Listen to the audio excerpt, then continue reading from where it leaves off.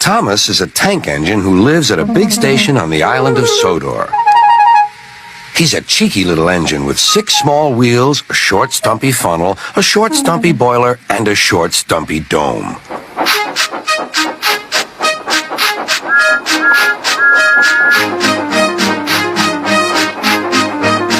He's a fussy little engine, too, always pulling coaches about, ready for the big engines to take on long journeys. And when trains come in, he pulls the empty coaches away so that the big engines can go and rest.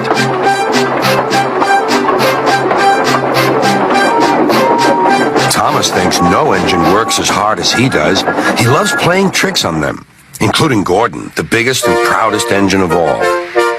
Thomas likes to tease Gordon with his whistle. "Wake up, lazy bones. Why don't you work hard like me?"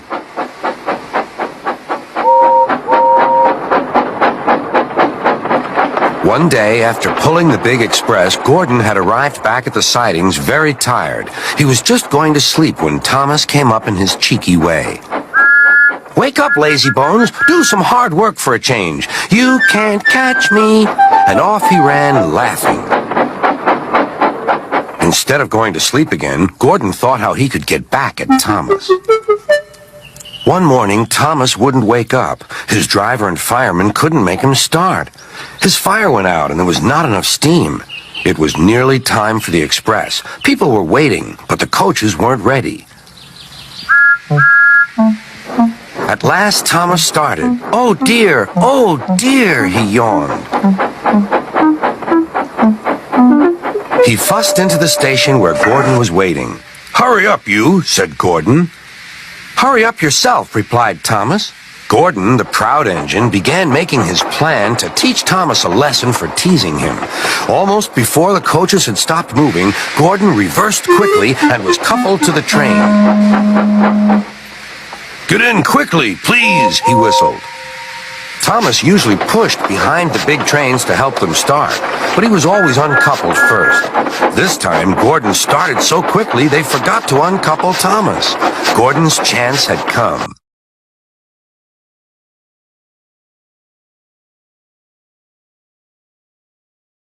Come on, puffed Gordon to the coaches. The train went faster and faster. Too fast for Thomas. He wanted to stop, but he couldn't. Beep, beep! Stop! Hurry, laughed Gordon. You can't get away, laughed the coaches. Poor Thomas was going faster than he had ever gone before. He was out of breath and his wheels hurt him, but he had to go on. "I shall never be the same again," he thought sadly. "My wheels will be quite worn out."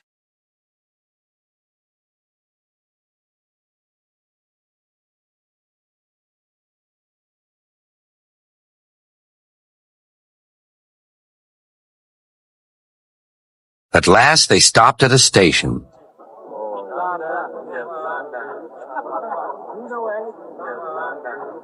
Thomas was uncoupled and he felt very silly and exhausted. Next he went onto a turntable thinking of everyone laughing at him.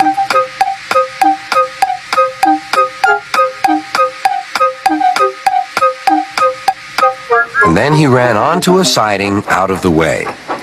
"Well, little Thomas," chuckled Gordon, "now you know what hard work means, don't you?"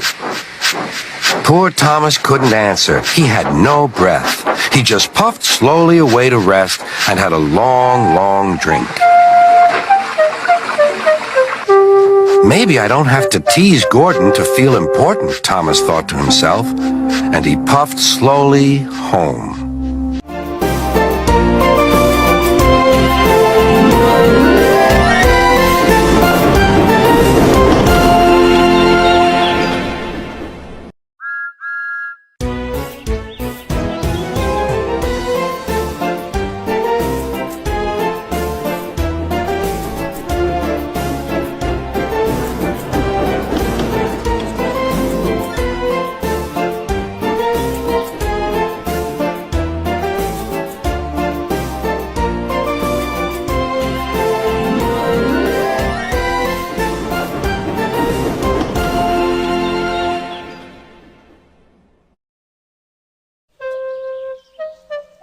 One day, Edward was in the shed where he lived with the other engines. They were all bigger than Edward and boasted about it. "The driver won't choose you again," said Gordon. "He wants strong engines like us." But the driver and fireman felt sorry for Edward. "Would you like to come out today?" "Oh, yes, please," said Edward. So they lit his fire, made lots of steam, and Edward puffed away.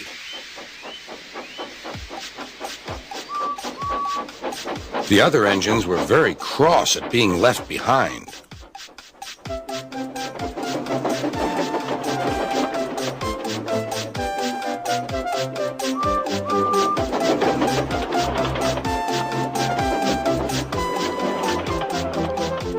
Edward worked hard all day. The coaches thought he was very kind, and the driver was very pleased.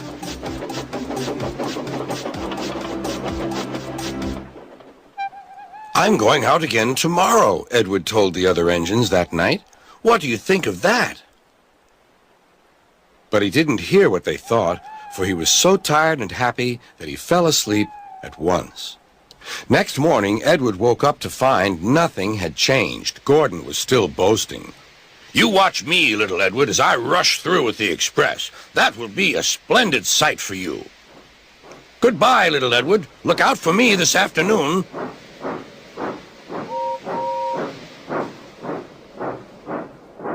Edward went off to do some shunting. He liked shunting. It was fun playing with freight cars. He would come up quietly and give them a push. Then he would stop, and the silly freight cars would go bump into each other. "Oh!" they cried. "Whatever is happening?"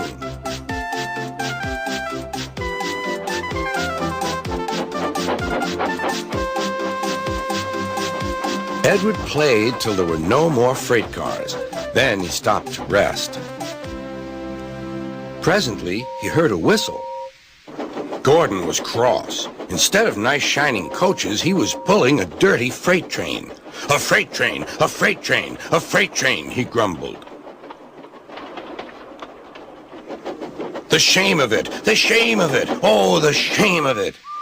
Edward laughed and went to find some more freight cars. Then there was trouble.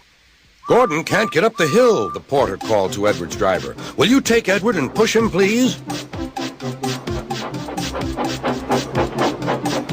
They found Gordon halfway up and very cross. His driver and fireman were talking to him severely. "You're not trying." "I can't do it," said Gordon. "The noisy freight cars hold an engine back so." Edward's driver came up. "We've come to push." "No use at all," said Gordon. "You wait and see," replied Edward's driver. They brought the train back to the bottom of the hill.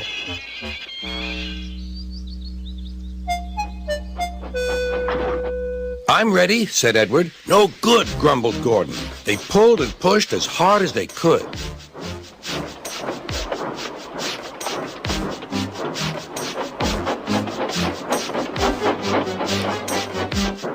"I can't do it! I can't do it! I can't do it!" puffed Gordon. "I will do it! I will do it! I will do it!" puffed Edward. Edward pushed and puffed and puffed and pushed as hard as ever he could. And almost before he realized it, Gordon found himself at the top of the hill. "I've done it! I've done it! I've done it!" he said proudly. He forgot all about kind Edward and didn't say thank you. Edward was left out of breath and far behind, but he was happy because he had been so helpful. At the next station, he found that the driver and fireman were very pleased with him.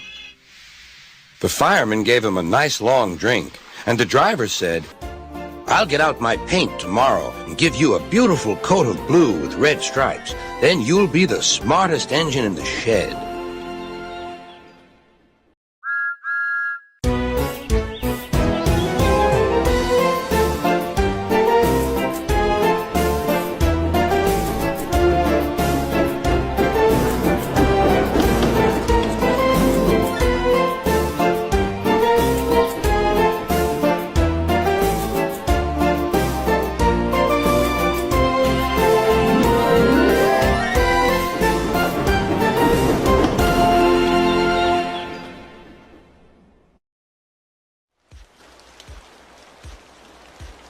Once, an engine attached to a train was afraid of a few drops of rain.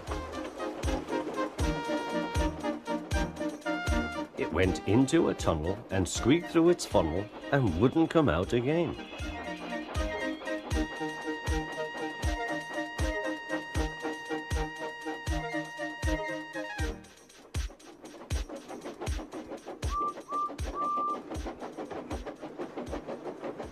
The engine's name is Henry. His driver and fireman argued with him, but he would not move. "The rain will spoil my lovely green paint and red stripes," he said. The guard blew his whistle till he had no more breath and waved his flag till his arms ached, but Henry still stayed in the tunnel and blew steam at him. "I'm not going to spoil my lovely green paint and red stripes for you." Then along came Sir Topham Hatt, the man in charge of all the engines on Sodor. They call him the Fat Controller. "We will pull you out," said the Fat Controller, but Henry only blew steam at him. Everyone pulled except the Fat Controller, because, he said, "my doctor has forbidden me to pull." But still Henry stayed in the tunnel. Then they tried pushing from the other end. The Fat Controller said, "1, 2, 3, push!" But he didn't help. "My doctor has forbidden me to push," he said. They pushed and pushed and pushed, but still Henry stayed in the tunnel. At last Thomas came along. The guard waved his red flag and stopped him. Everyone argued with Henry. "Look, it has stopped raining," they said. "Yes, but it will begin again soon," said Henry. "And what would become of my green paint with red stripes then?"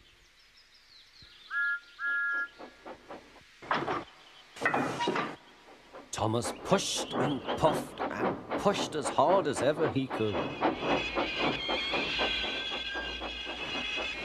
But still Henry stayed in the tunnel.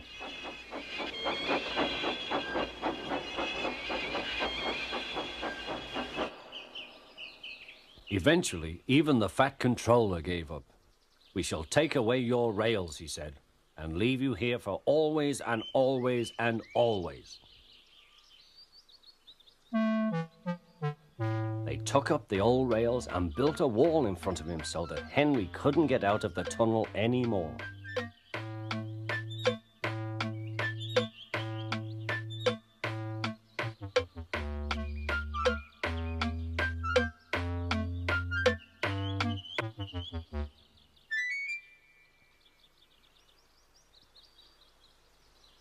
All he could do was watch the trains rushing through the other tunnel.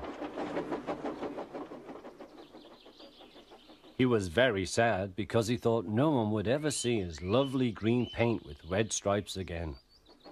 As time went on, Edward and Gordon would often pass by. Edward would say, "Peep, peep, hello."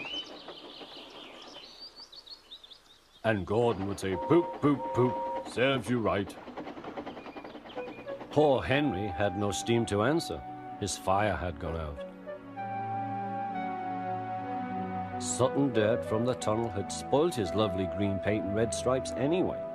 He wondered if he would ever be allowed to pull trains again.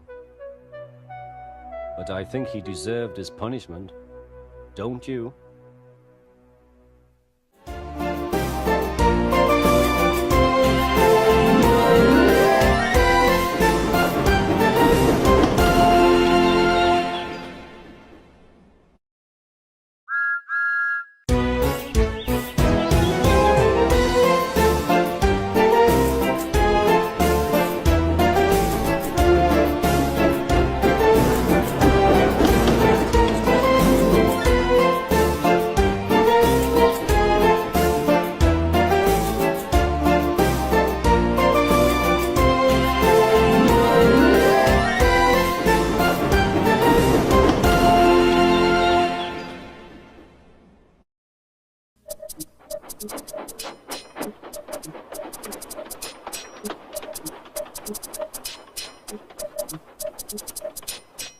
Gordon always pulled the big express. He was proud of being the only engine strong enough to do so. It was full of important people, like Sir Topham Hatt, and Gordon was seeing how fast he could go. "Hurry, hurry, hurry," he said. "Trickety-trock, trickety-trock, trickety-trock," said the coaches. In a minute, Gordon would see the tunnel, where Henry stood bricked up and lonely. "Oh, dear, why did I worry about rain spoiling my lovely coat of paint? I'd like to come out of the tunnel." But Henry didn't know how to ask. "I'm going to poop at Henry," said Gordon. He was almost there when, whoosh! And there was proud Gordon going slower and slower in a cloud of steam. His driver stopped the train. "What has happened to me?" asked Gordon. "I feel so weak." "You burst your safety valve," said the driver. "You can't pull the train anymore." "Oh, dear," said Gordon. "We were going so nicely, too. And look, there's Henry laughing at me." Everyone came to see Gordon. Said Sir Topham Hatt. "These big engines are always causing me trouble. Send for another engine at once." While the conductor went to find one, they uncoupled Gordon, who had enough puff to slink onto the siding out of the way.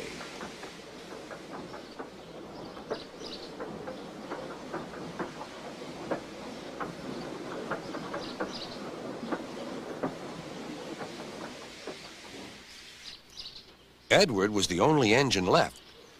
"I'll come and try."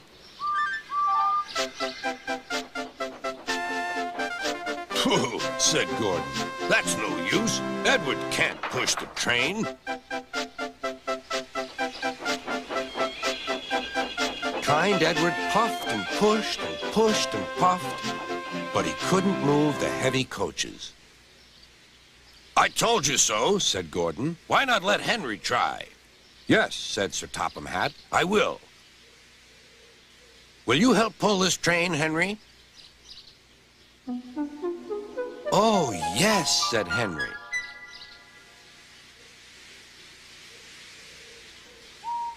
When Henry had got up steam, he puffed out. He was dirty and covered with cobwebs. "Oh, I'm stiff, he groaned. "Have a run to ease your joints and find a turntable," said Sir Topham Hatt.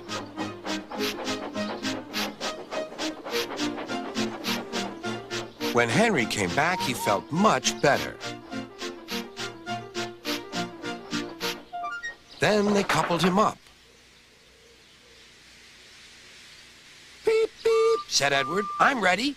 "Beep, beep, beep," said Henry. "So am I. Pull hard, we'll do it. Pull hard, we'll do it." They puffed together.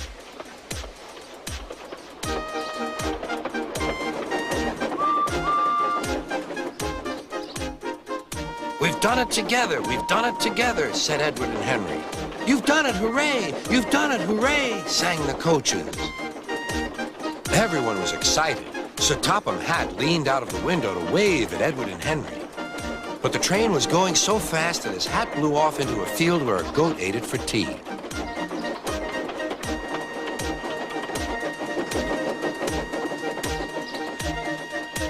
They never stopped till they came to the station at the end of the line. The passengers all said thank you, and Sir Topham Hatt promised Henry a new coat of paint. On their way home, Edward and Henry helped Gordon back to the shed. All three engines are now great friends. Henry doesn't mind the rain now. He knows that the best way to keep his paint nice is not to run into tunnels, but to ask his driver to rub him down when the day's work is over.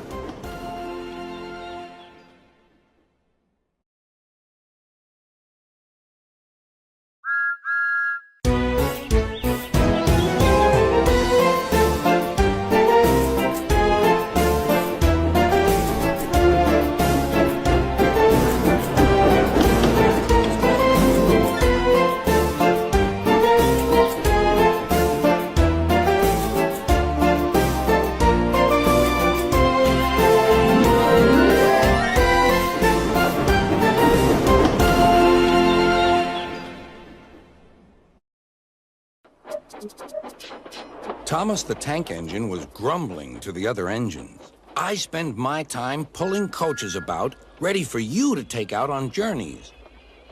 The other engines laughed. Why can't I pull passenger trains too? You're too impatient, they said. You'd be sure to leave something behind. Rubbish, said Thomas. I'll show you. One night, he and Henry were alone. Henry was ill. The men worked hard, but he didn't get better.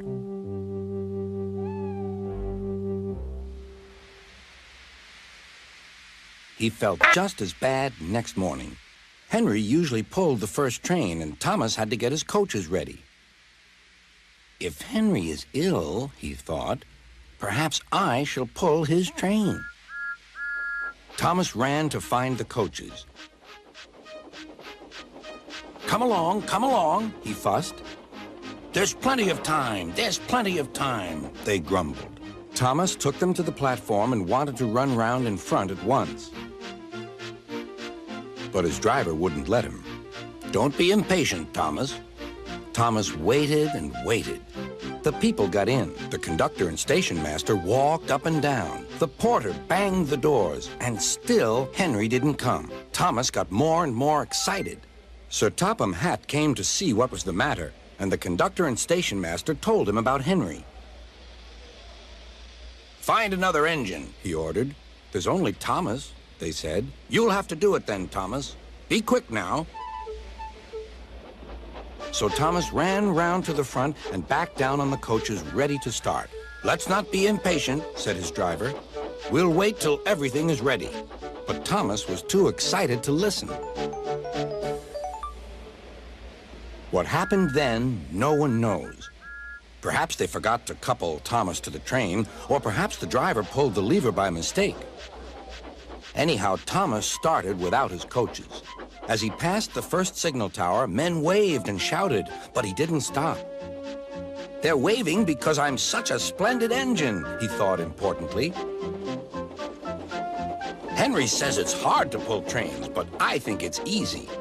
Hurry, hurry, hurry, he puffed, pretending to be like Gordon. People have never seen me pulling a train before. It's nice of them to wave. And he whistled. Beep, beep. Thank you. Then he came to a signal at danger.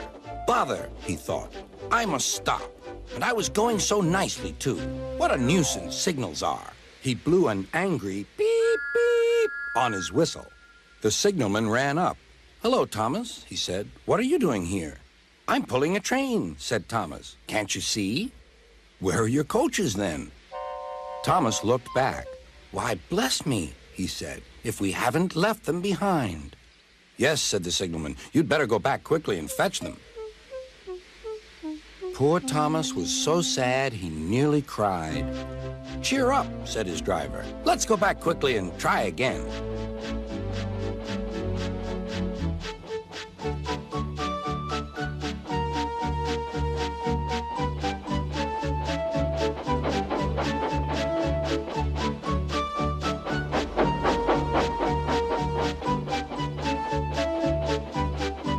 At the station, all the passengers were talking at once.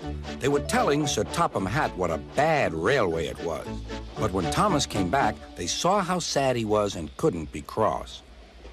He was coupled to the train, and this time he really pulled it.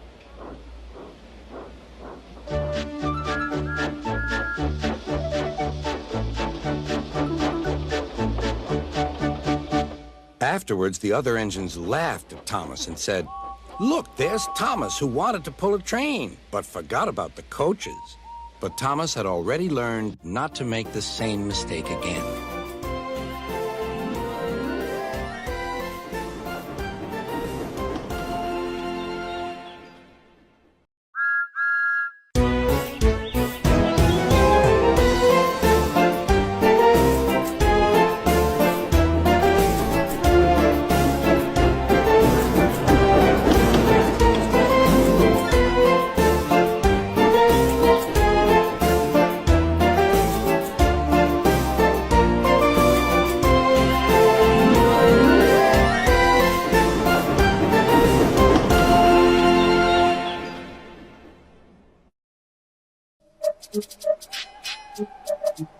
Thomas the Tank Engine wouldn't stop being a nuisance.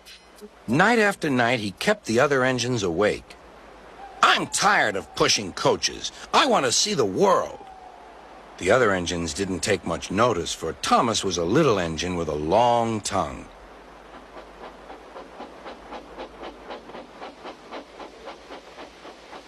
But one night, Edward came to the shed. He was a kind little engine and felt sorry for Thomas. "I've got some freight cars to take home tomorrow. If you take them instead of me, I'll push coaches in the yard." "Thank you," said Thomas. "That will be nice." Next morning, Edward and Thomas asked their drivers, and when they said yes, Thomas ran off happily to find freight cars.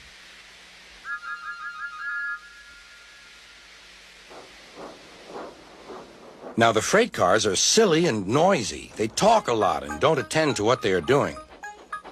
And I'm sorry to say they play tricks on an engine who is not used to them. Edward knew all about the freight cars. He warned Thomas to be careful, but Thomas was too excited to listen.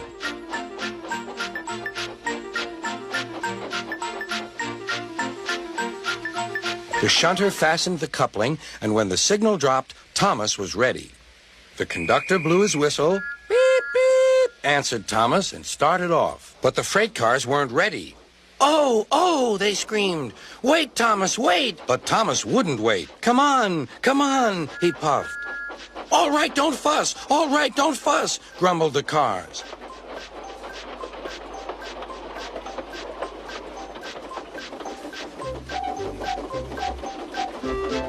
Thomas began going faster and faster. "Whoosh!" he whistled as he rushed through Henry's tunnel.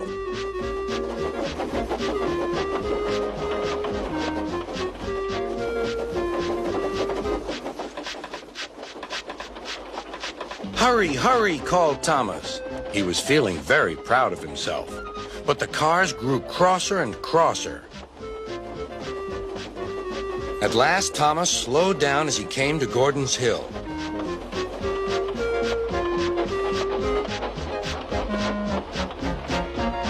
Look out for the train.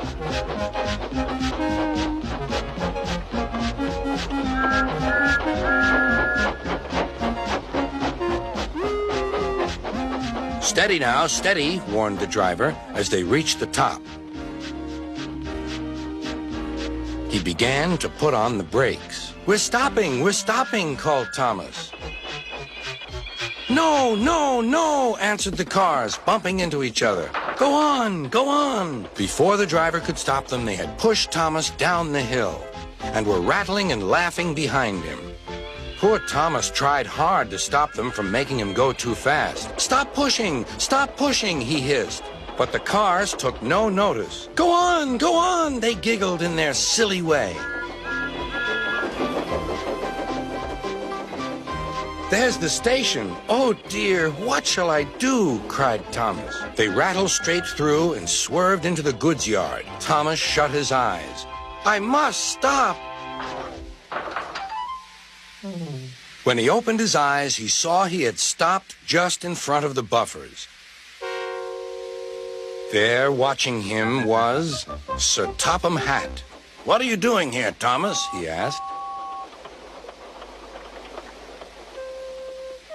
"I've brought Edward's freight cars," Thomas answered. "Why did you come so fast?" "I didn't mean to. I was pushed," said Thomas. "You've got a lot to learn about freight cars, Thomas. After pushing them about here for a few weeks, you'll know almost as much about them as Edward. Then you'll be a really useful engine."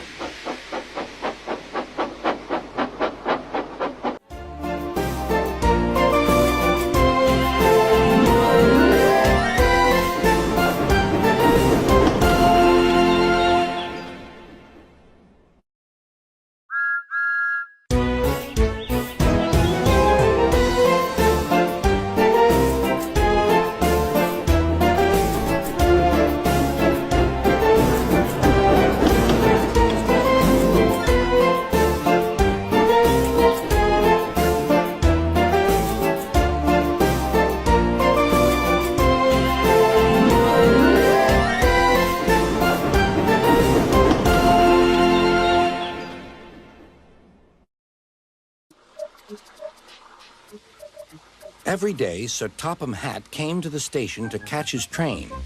"Hello," he always said to Thomas. "Don't let the silly freight cars tease you. Remember, you have an important job as a special helper in the train yard."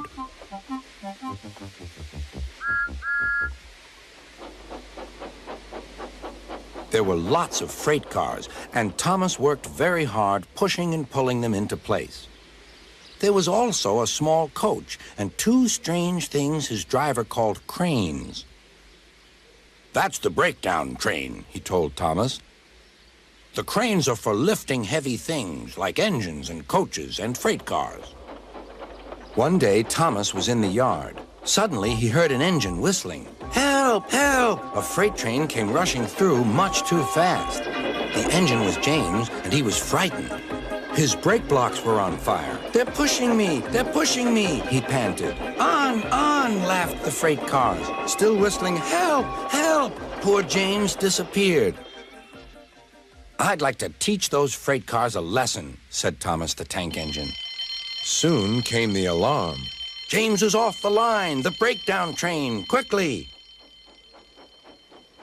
Thomas was coupled on, and off they went.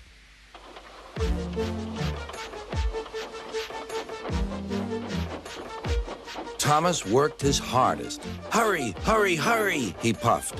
He wasn't pretending to be like Gordon. He really meant it.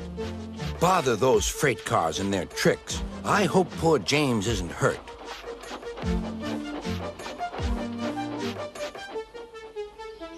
James's driver and firemen were feeling him all over to see if he was hurt.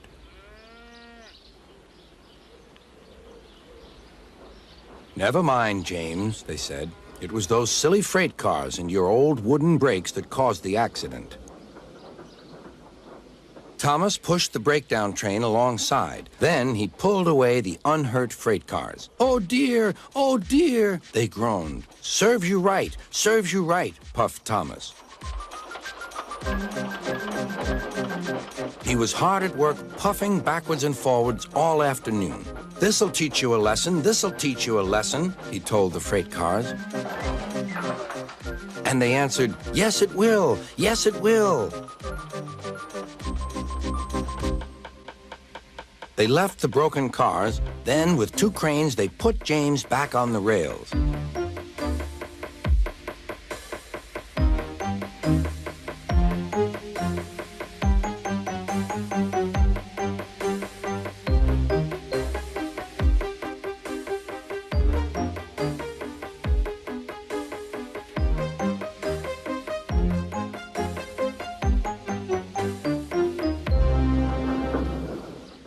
He tried to move, but he couldn't, so Thomas helped him back to the shed.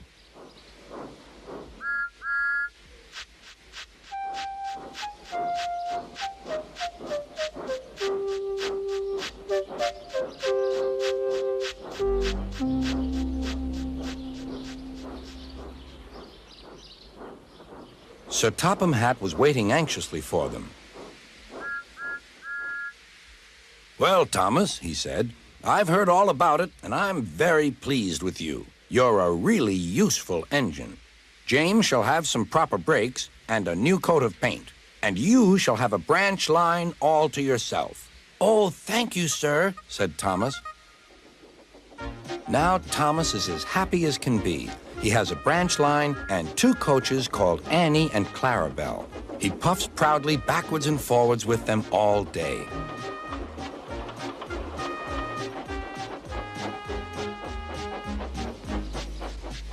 He is never lonely. Edward and Henry stop quite often and tell him the news. Gordon is always in a hurry, but never forgets to say, "Boop, boop," and Thomas always whistles, "Beep, beep," in return.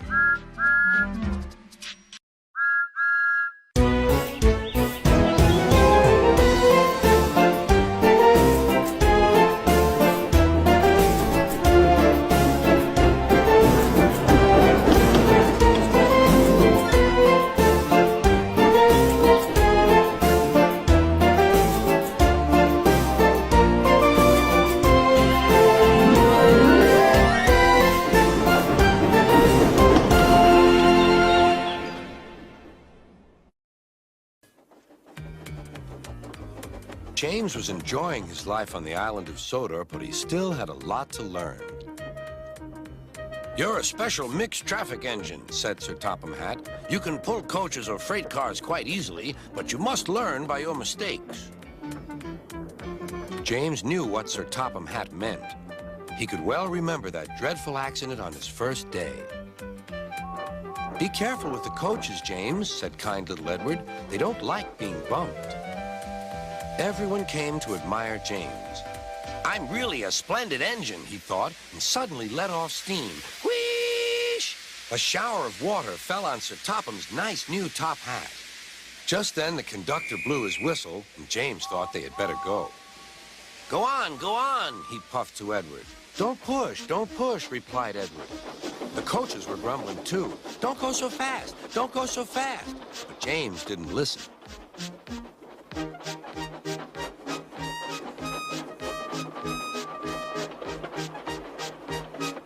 When at last they stopped at the next station, two coaches were beyond the platform. They had to go back to let the passengers out. But no one seemed to know about Sir Topham's new hat, so James felt happier.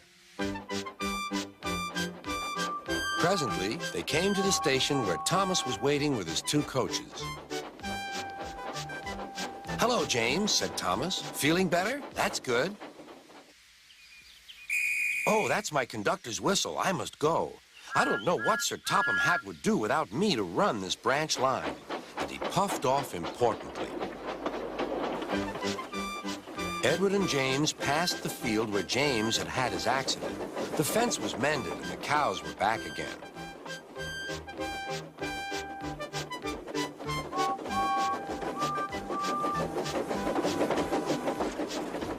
They ended their journey and rested before setting off for home.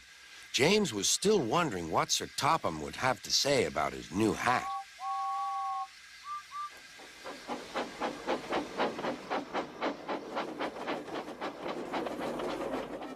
Next morning, he spoke severely to James. "If you can't behave, I shall take away your red coat and have you painted blue." James didn't like that at all. He was very rough with the grumbling coaches as he brought them to the platform. "Don't talk, come on." Gordon never has to fetch his own coaches, he thought to himself, and he's only painted blue. To make James even more cross, this time no one came near him. "I'll show them," he thought. "They think Gordon is the only engine who can pull coaches."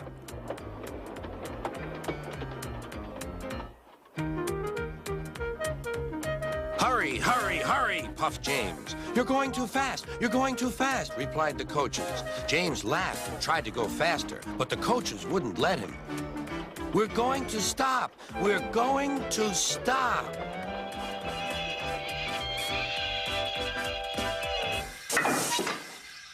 "What's the matter?" James asked his driver. "The brakes are on. Leak in the pipe, most likely. You've banged the coaches enough to make a leak in anything." "How shall we mend it?" said the conductor. "We'll do it with newspaper and a leather bootlace," replied the driver. "Well, where is the bootlace coming from?" asked the conductor. "Ask the passengers," said the driver. "You have a leather bootlace there," said the conductor to a smartly dressed man. "Please give it to me." "I won't." "Then I'm afraid the train will just stop where it is." The passengers all said what a bad railway it was. Then they told the man how bad he was instead. Everyone was very cross. At last, he handed his laces over. The driver tied a pad of newspaper tightly round the hole in the brake pipe, and James was able to pull the train.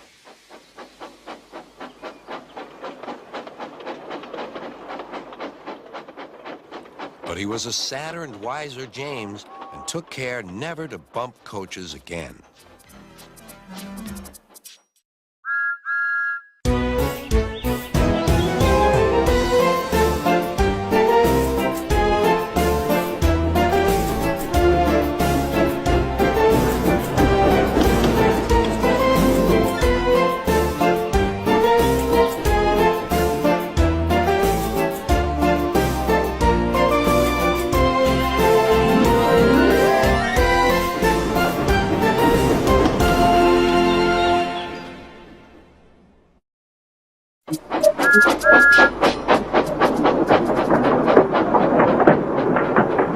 James had not been out to push coaches or freight cars in the yard for several days. He was feeling miserable.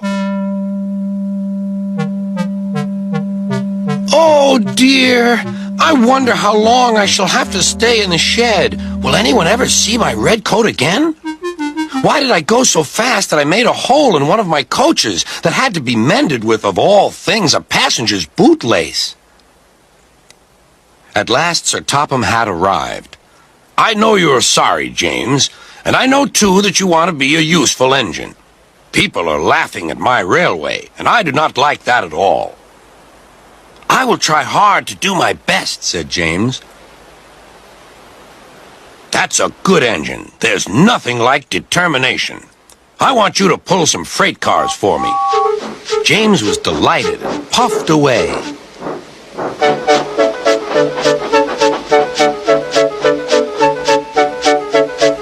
Here's your freight train, James, said Thomas. Have you got some bootlaces ready? And he ran off laughing. Oh, no, said the freight cars. We want a proper engine, not a red monster. James took no notice and started as soon as the conductor was ready. Come along, he puffed. We won't, screamed the freight cars. But James didn't care, and he pulled the screeching cars sternly out of the station.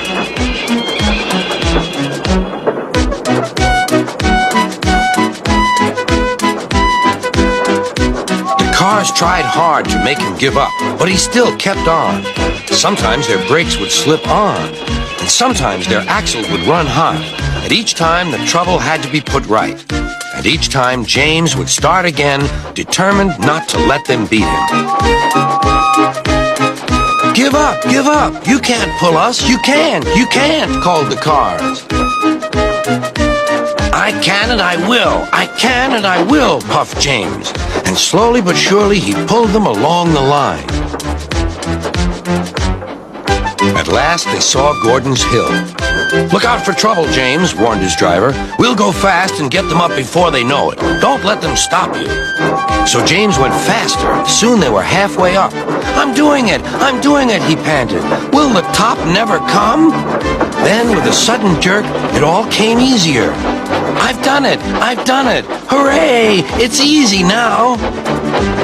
But his driver shut off steam. They've done it again! We've left our tail behind, look! The last cars were running backwards down the hill. The coupling had snapped. But the conductor stopped the cars and got out to warn approaching engines. That's why it was easy, said James as he backed the other cars carefully down. What silly things freight cars are! There might have been an accident. Should I help you, James? Called Edward. No, thank you. I'll pull them myself. Good. Don't let them beat you. You're doing well, whistled Edward, as James slowly struggled up the hill. I can do it, he puffed. He pulled and puffed as hard as he could. I've done it, he panted.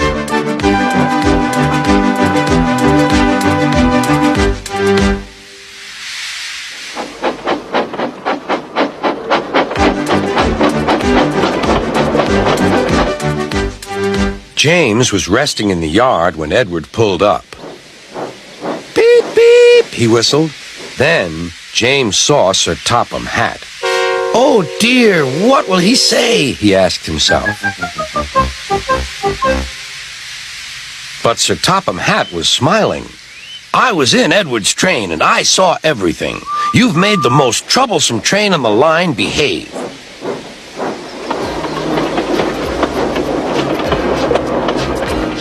After that performance, you deserve to keep your red coat.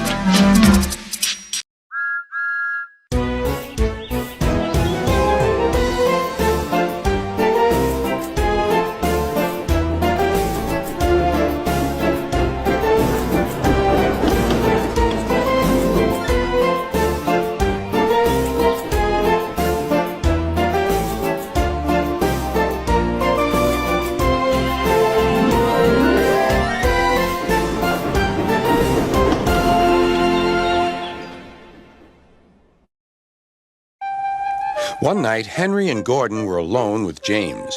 Although Sir Topham Hatt was beginning to think well of him, whenever a chance came, the other engines would talk of nothing but bootlaces.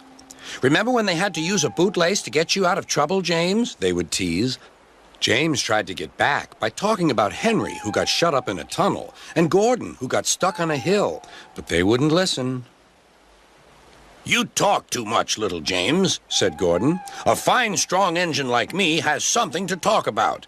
I'm the only engine who can pull the express. When I'm not there, they need two engines. Think of that. I've pulled expresses for years and have never once lost my way. I seem to know the right line by instinct." Every wise engine knows that the signalman sets the switches to make the engines run on the right tracks. But Gordon was so proud he had forgotten. "Wake up, James," said Gordon next morning. "It's time for the express. What are you doing? Odd jobs? Ah, well, we all have to begin somewhere, don't we? Run along and get my coaches. Don't be late." James went to get Gordon's coaches. They were all shining with new paint. He was careful not to bump them, and they followed him smoothly into the station singing happily, "We're going away! We're going away!" "I wish I were going with you," said James. "I should love to pull the express and go flying along the line."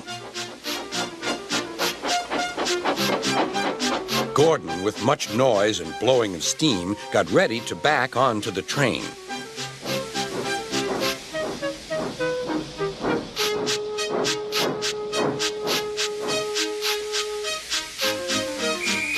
Sir Topham Hatt was on the train with other important people, and as soon as they heard the conductor's whistle, Gordon started. "Look at me now," he puffed, and the coaches glided after him. "Whoop, whoop, whoop, whoop, whoop. Goodbye, little James. See you tomorrow." James watched the train disappear and then went back to work. He pushed some freight cars into their proper sidings and went to fetch the coaches for another train. James had just brought the coaches to the platform when he heard a mournful noise. There was Gordon trying to sneak into the station without being noticed. "Hello, Gordon. Is it tomorrow?" Gordon didn't answer. He just let off steam feebly. "Did you lose your way, Gordon?" "No, it was lost for me. I was switched off the main line onto the loop. I had to go all round and back again." "Perhaps it was instinct," said James. All the passengers were shouting at the ticket window, "We want our money back." Sir Topham Hatt climbed onto a cart and blew the conductor's whistle so loudly that they all stopped to look at him. Then he promised them a new train at once. "Gordon can't do it. Will you pull it for us, James?" "Yes, sir. I'll try." So James was coupled on and everyone got in. "Do your best, James," said Sir Topham Hatt. Come along, puffed James. "You're pulling us well, sang the coaches. "Hurry, hurry, hurry," puffed James.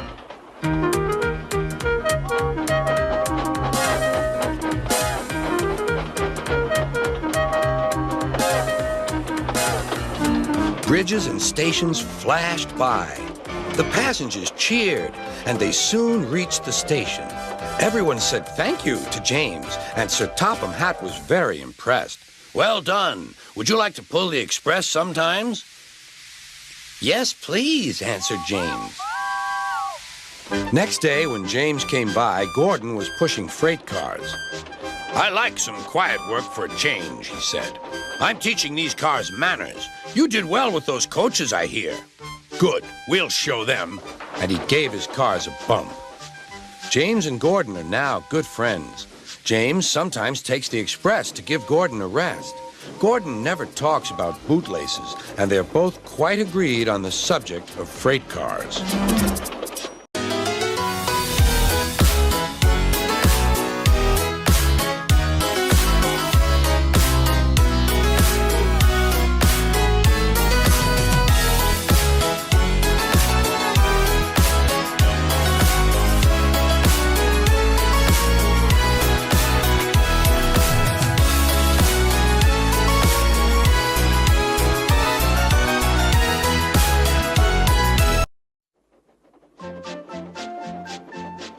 Thomas the Tank Engine is very proud of his branch line. He thinks it is the most important part of the whole railway. His two coaches, Annie and Clarabelle, agree with him. Annie can only take passengers, but Clarabelle can take passengers, baggage, and the conductor.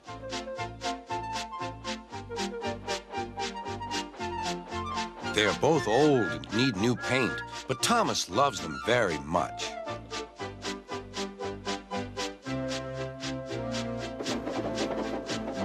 As they run backwards and forwards along the line, they sing songs to each other. When Thomas starts from a station, he sings, "Oh, come along, we're rather late. Oh, come along, we're rather late." And the coaches sing, "We're coming along, we're coming along." They don't mind what Thomas says to them because they know he is trying to please Sir Topham Hatt. And they know, too, that if Thomas is cross, he's not cross with them. One day, they had to wait for Henry's train, which made Thomas very cross.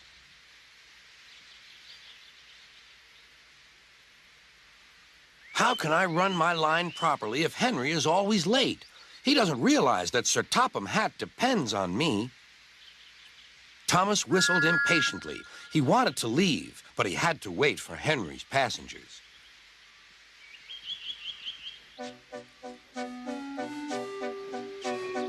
At last, Henry came.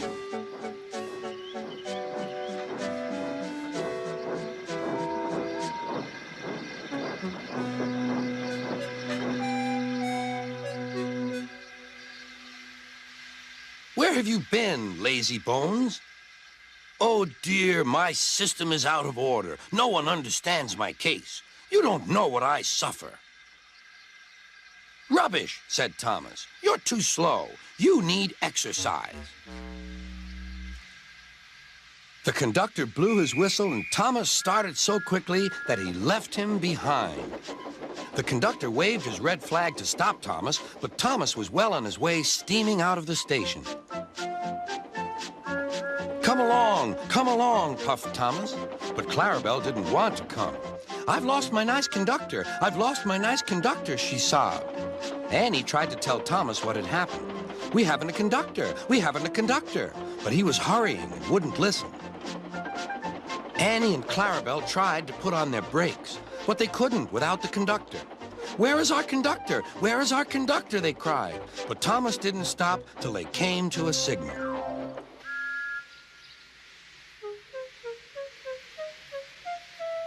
Bother that signal, said Thomas. What's the matter? I don't know, said his driver. The conductor will tell us in a minute. They waited and waited, but the conductor didn't come. Beep, beep, beep. Where's the conductor? Whistled Thomas. We've left him behind, sobbed Annie and Clarabelle together.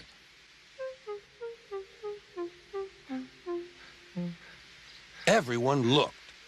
And there he was, running as fast as he could along the line with his flags in one hand and his whistle in the other. He was very hot, so he had a drink, and told them that Thomas had left them behind.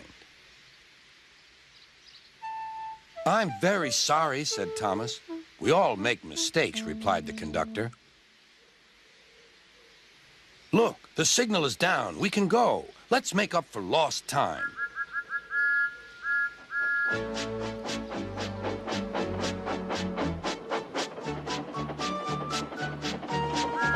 Annie and Clarabelle were so pleased to have their conductor again that they sang "As fast as you like, as fast as you like" to Thomas all the way. They reached the end of the line quicker than ever before.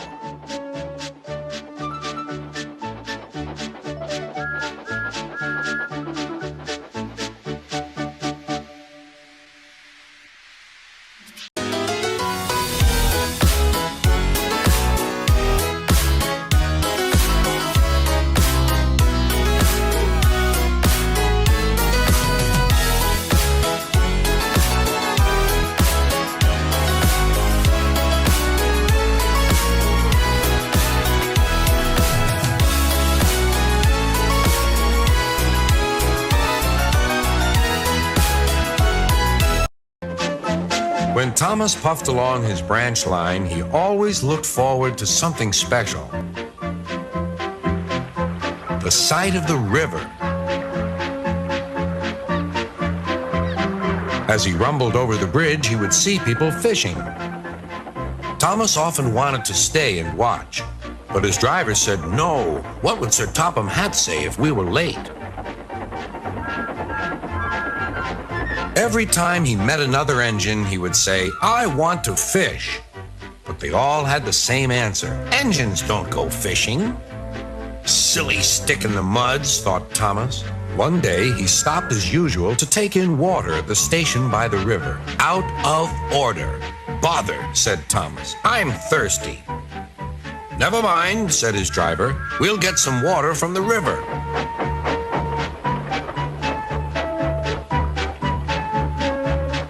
They found a bucket and some rope and went to the bridge.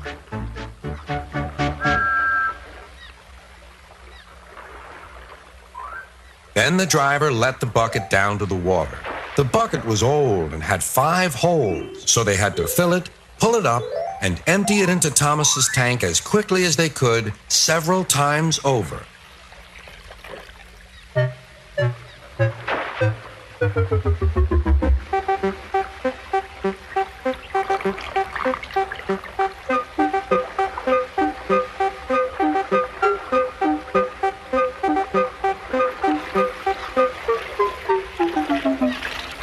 They finished at last. That's good, puffed Thomas, and Annie and Clarabelle ran happily behind.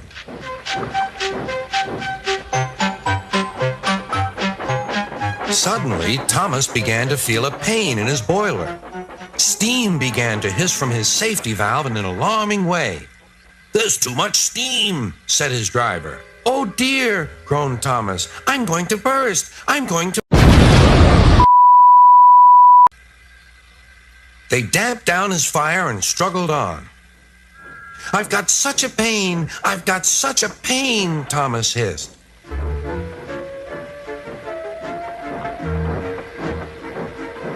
They stopped just outside the last station, uncoupled Annie and Clarabelle, and ran Thomas, who was still hissing fit to burst, on a siding right out of the way.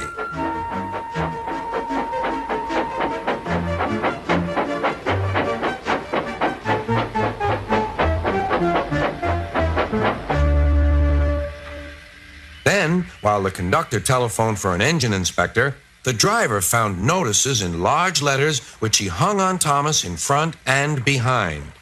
"Danger! Keep away!" Soon the inspector and Sir Topham Hatt arrived. "Cheer up, Thomas," they said. "We'll soon put you right." The driver told them what had happened. "So the feed pipe is blocked," said the inspector. "I'll just look in the tanks." He climbed up and peered in. Then he came down. "Excuse me, sir. Please look in the tank and tell me what you see." "Certainly, Inspector," replied Sir Topham Hatt. He clambered up, looked in, and nearly fell off in surprise. "Inspector," he whispered, "can you see fish?" "Gracious goodness me! How did the fish get there, driver?" "We must have fished them from the river with our bucket," replied Thomas's driver. "Well, Thomas, so you and your driver have been fishing, but fish don't suit you. We must get them out." They all took turns at fishing in Thomas's tank, while Sir Topham Hatt looked on and told them how to do it. When they had caught all the fish, they had a lovely picnic supper of fish and chips. "That was good," said Sir Topham Hatt. "But fish don't suit you, Thomas, so you mustn't do it again." "No, sir, I won't," said Thomas sadly. "Engines don't go fishing. It's too uncomfortable."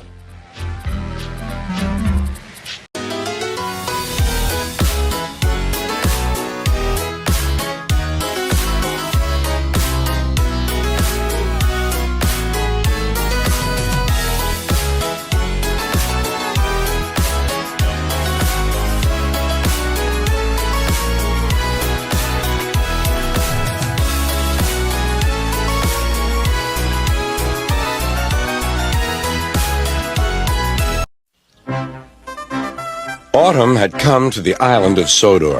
The fields were changing from yellow stubble to brown earth, and a tractor was hard at work as Thomas puffed along.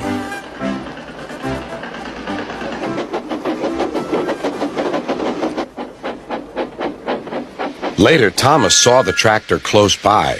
"Hello," said the tractor. "I'm Terence. I'm plowing." "I'm Thomas. I'm pulling a train. What ugly wheels you've got." "They're not ugly. They're caterpillars," said Terence. "I can go anywhere. I don't need rails." "I don't want to go anywhere," said Thomas. "I like my rails, thank you." Winter came with dark clouds full of snow. "I don't like it," said Thomas's driver. "A heavy fall is coming. I hope it doesn't stop us." "Phew," said Thomas. "Soft stuff, nothing to it." And he puffed on, feeling cold but confident. They finished their journey safely, but by now the country was covered. "You'll need your snowplow for the next journey, Thomas," said his driver. "Phew! Snow is silly soft stuff. It won't stop me." The snowplow was heavy and uncomfortable and made Thomas cross. He shook it and he banged it, and when they got back, it was so damaged that the driver had to take it off. "You're a very naughty engine," he said to Thomas. Next morning, Thomas's driver and fireman came early and worked hard to mend the snowplow, but they couldn't make it fit. Thomas was pleased. "I shan't have to wear it. I shan't have to wear it," he puffed to Annie and Clarabelle. But they were rather worried. "I hope it's all right. I hope it's all right," they whispered to each other. The driver was worried too. "It's not bad here," he said to the fireman, "but it's sure to be deep in the valley."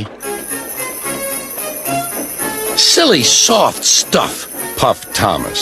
"I didn't need that stupid old thing yesterday, and I shan't today. Snow can't stop me." He rushed into a tunnel thinking how clever he was, but there was trouble ahead.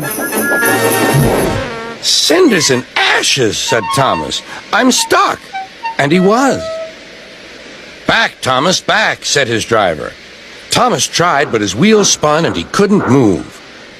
The conductor went back for help, while everyone else tried to dig the snow away. But as fast as they dug, more snow slipped down until Thomas was nearly buried. "Oh, my wheels and coupling rods! I shall have to stop here till I'm frozen. What a silly engine I am!" And Thomas began to cry. At last, a bus came to rescue the passengers. And then, who should come to Thomas's rescue but Terence? Snow never worries him.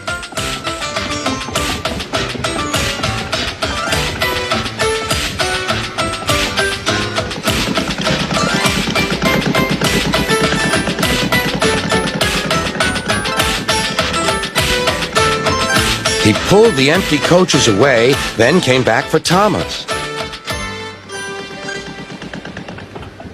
Thomas's wheels were clear, but still spun when he tried to move.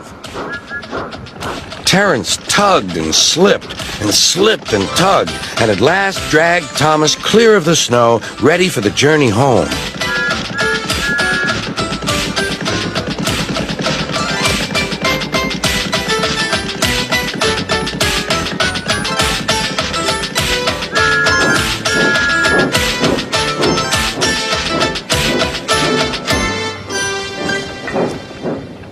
"Oh, thank you, Terence. Your caterpillars are splendid," said Thomas.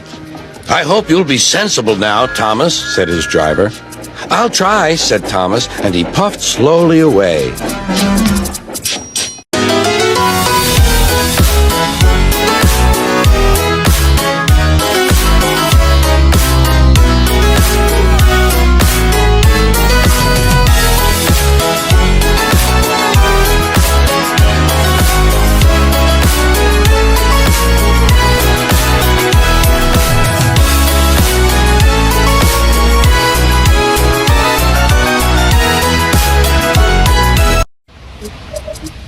Thomas was waiting at a junction when a bus arrived. "Hello," said Thomas. "Who are you?" "I'm Bertie. Who are you?" "I'm Thomas. I run this branch line." "So you're Thomas. Ah, I remember now. You got stuck in the snow. I took your passengers and Terrence the tractor pulled you out. I've come to help you with your passengers today." "Help me," said Thomas. "I can go faster than you." "You can't," said Bertie. "I can," huffed Thomas. "I'll race you," said Bertie. Their drivers agreed to the race going ahead. The station master said, "Are you ready? Go!" Thomas never could go fast at first, and Bertie drew in front. "Why don't you go fast? Why don't you go fast?" called Annie and Clarabelle. Wait and see," hissed Thomas. "He's a long way ahead," they wailed. But Thomas didn't mind. He'd remembered the level crossing.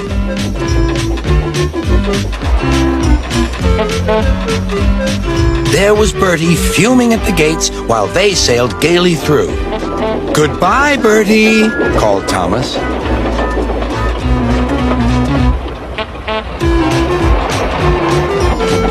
After that, the road left the railway so they couldn't see Bertie.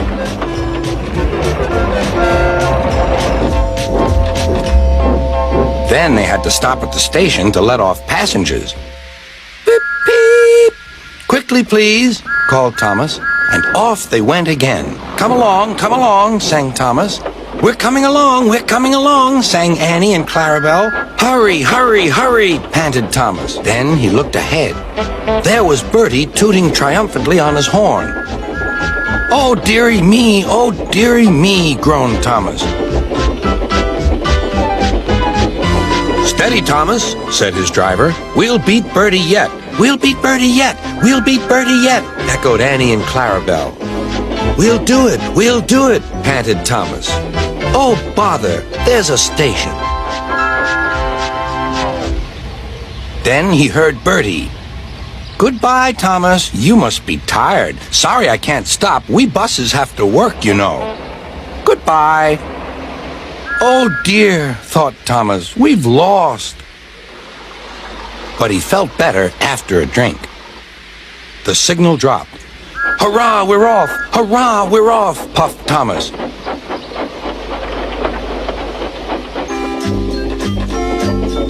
As they crossed the bridge, they heard an impatient honk, honk. There was Bertie waiting at the traffic lights. He started with a roar and chased on after Thomas again. Now Thomas reached his full speed. Bertie tried hard, but Thomas was too fast. Whistling triumphantly, he plunged into the tunnel, leaving Bertie toiling far behind.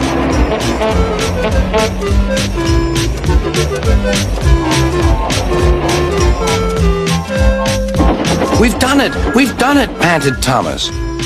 "We've done it, hooray! We've done it, hooray!" chanted Annie and Clarabelle as they whooshed into the last station.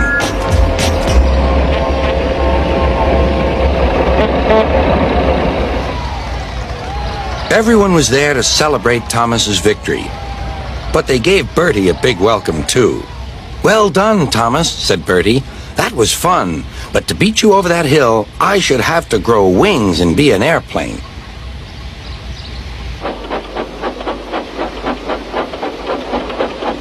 They now keep each other very busy. They often talk about their race, but Bertie's passengers don't like being bounced like peas in a frying pan.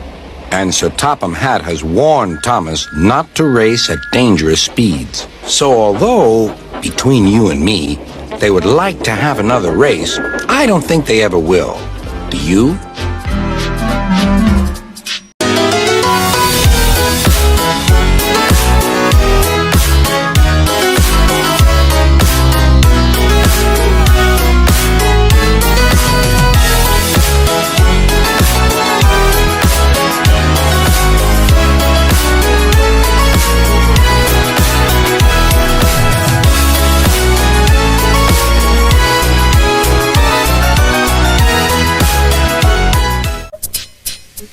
Henry and Gordon were lonely when Thomas left the yard to run his branch line.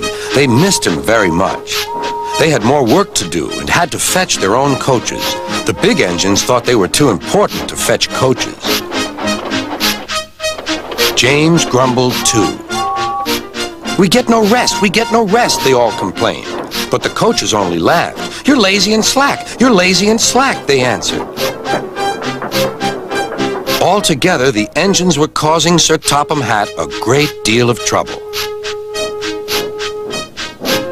The big stations at both ends of the line each have a turntable.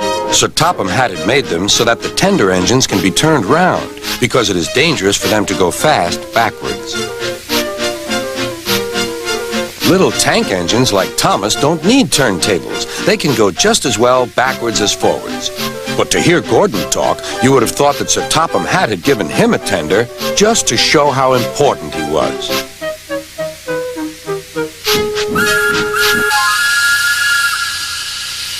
"You don't understand, little Thomas. We tender engines have a position to keep up. It doesn't matter where you go, but we are important. And for Sir Topham Hatt to make us do shunting, fetch coaches, and go on some of those dirty sidings, it's not the proper thing."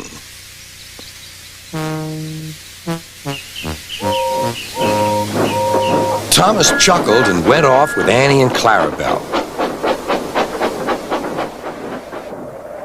"Disgraceful," Gordon hissed as he ran backwards to the turntable. The turntable was in a windy place close to the sea, and if he was not on it just right, he put it out of balance and made it difficult to turn. Today, Gordon was in a bad temper, and the wind was blowing fiercely.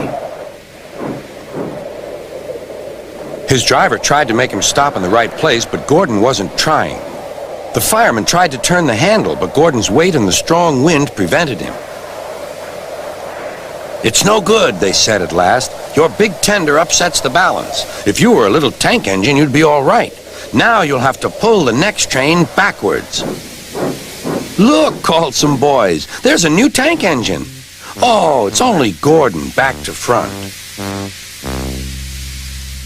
"Hello," called Thomas. "Playing tank engines? Sensible engine. Take my advice. Scrap your tender and have a nice bunker." Gordon said nothing. Even James laughed when he saw him. "Take care," hissed Gordon. "You might stick too." "No fear," chuckled James. "I'm not so fat as you." "I mustn't stick," thought James. He stopped on just the right place to balance the table. It could now swing easily. Gordon arrived in time to see everything. James turned much too easily. The wind puffed him round like a top. He couldn't stop.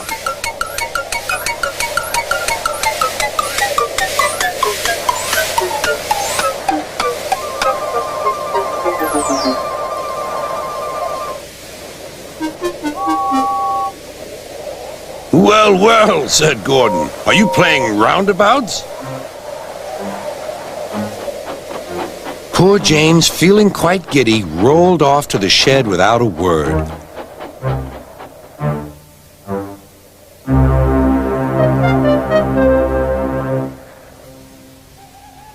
That night, the three engines had an indignation meeting. "It's shameful to treat tender engines like this. Gordon has to go backwards, and people think he's a tank engine. James spins round like a top, and everyone laughs at us. And to add to that, Sir Topham Hatt makes us all shunt in dirty sidings. Ugh!" "Listen," said Gordon. He whispered something to the others. "We'll do it tomorrow. Sir Topham Hatt will look silly." The engines had decided to go on strike.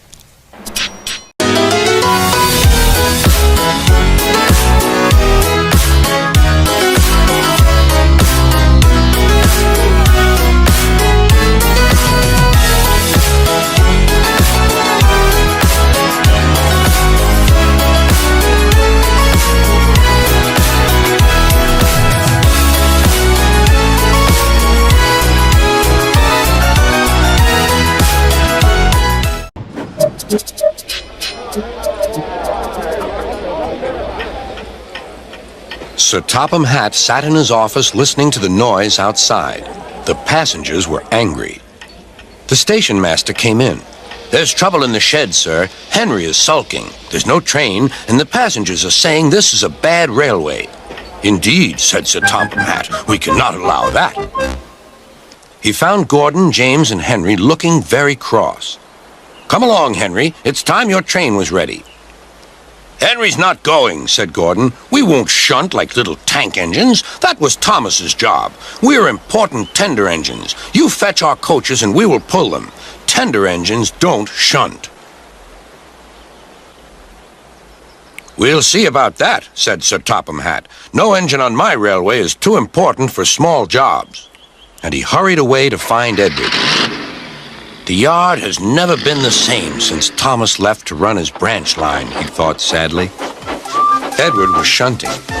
"Leave those freight cars, please, Edward," said Sir Topham Hatt. "I want you to push coaches for me in the yard." "Thank you, sir. That will be a nice change." "That's a good engine. Off you go, then."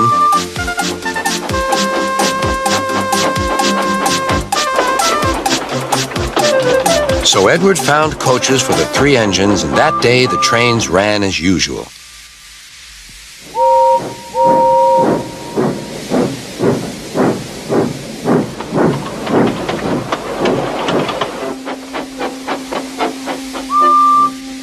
But next morning, Edward looked unhappy. Gordon came clanking past, hissing rudely. "Bless me," said Sir Topham Hatt. "What a noise!" "They all hiss me, sir," answered Edward. "They say tender engines don't shunt, and last night they said I have gray wheels. I haven't, have I, sir?" "No, Edward, you have nice blue ones, and I'm proud of you. Tender engines do shunt, but all the same, we do need another tank engine here." He went to a workshop, and they showed him all sorts of engines.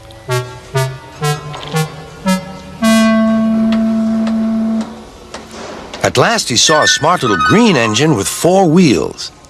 "That's the one," he thought. "If I choose you, will you work hard?" "Oh, sir. Yes, sir." "That's a good engine. I'll call you Percy." "Yes, sir. Thank you, sir." And Sir Topham Hatt brought Percy back to the yard. "Edward," he called, "here's Percy. Will you show him everything?" Percy soon learned what he had to do, and they had a happy afternoon.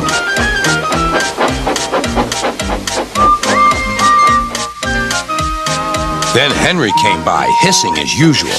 "Wheesh!" went Percy. Henry jumped and ran back to the shed.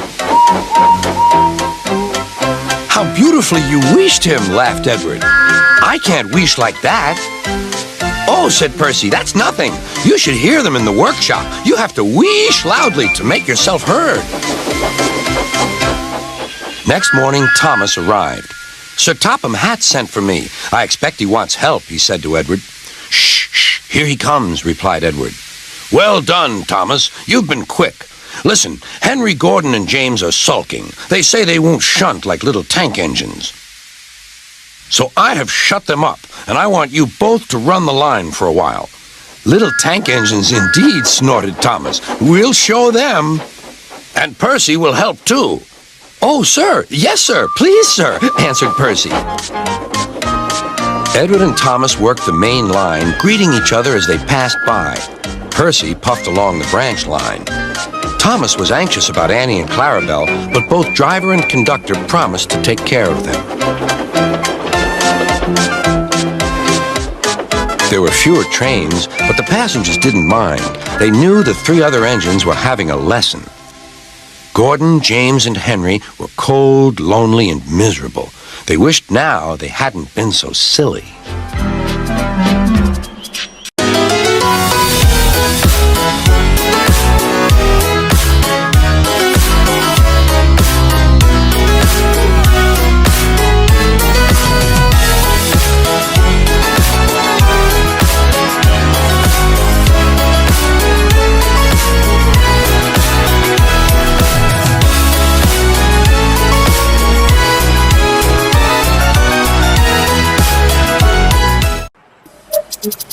Henry, James, and Gordon were miserable.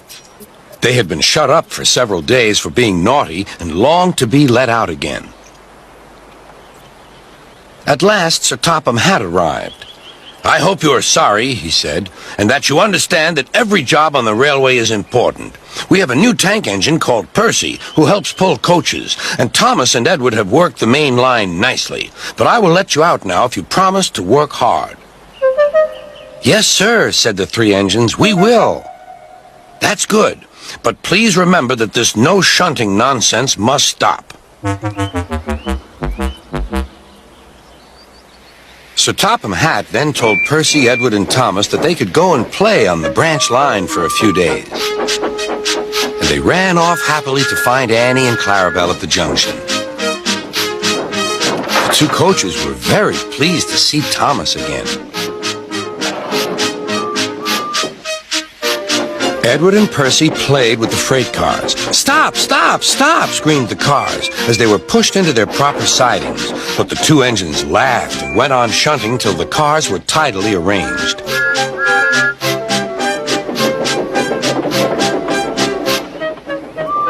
Next, Edward took some empty cars to the quarry. Percy was left alone. He didn't mind that a bit. He liked watching trains and being cheeky to the other engines. "Hurry, hurry, hurry," he would call, and they got very cross.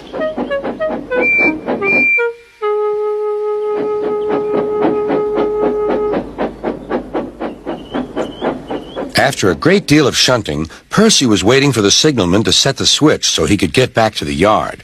Percy was being rather careless and not paying attention. Edward had warned Percy, "Be careful on the main line. Whistle to the signalman that you are there." But Percy didn't remember to whistle, and so the busy signalman forgot him. Percy waited and waited. The switch was still against him, so he couldn't move. Then he looked along the main line. "Beep, beep!" He whistled in horror, for rushing straight toward him was Gordon with the express. "Oh!" groaned Gordon. "Get out of my way!"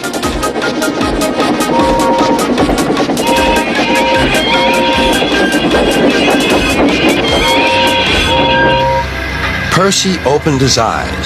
Gordon had stopped with Percy's buffers just a few inches from his own. But Percy had begun to move. "I won't stay here. I'll run away," he puffed.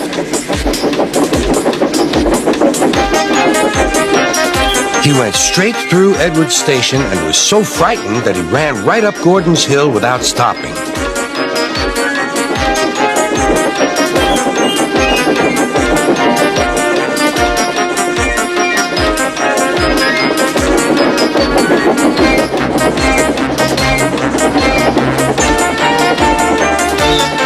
After that, he was tired, but he couldn't stop. He had no driver to shut off steam and apply the brakes. "I want to stop! I want to stop!" he puffed. The man in the signal box saw Percy was in trouble, so he kindly set the switch. Percy puffed wearily onto a nice empty siding, ending in a big bank of earth. He was too tired now to care where he went. "I want to stop! I want to stop!" "I have stopped," he puffed thankfully. "Never mind, Percy," said the workmen as they dug him out. "You shall have a drink and some coal, and then you'll feel better." Presently, Gordon arrived. "Well done, Percy. You started so quickly that you stopped a nasty accident." "I'm sorry I was cheeky," said Percy. "You were clever to stop," replied Gordon. Then Gordon helped pull Percy out from the bank. The two engines are now good friends, but Percy is always most careful when he goes out on the main line.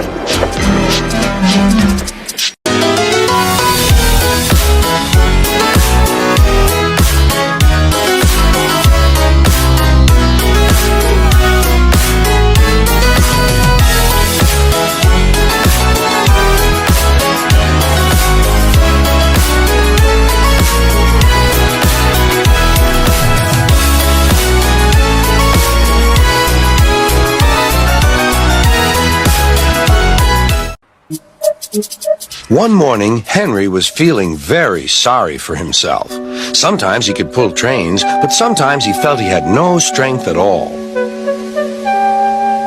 I suffer dreadfully and no one cares. Rubbish, Henry, snorted James. You don't work hard enough.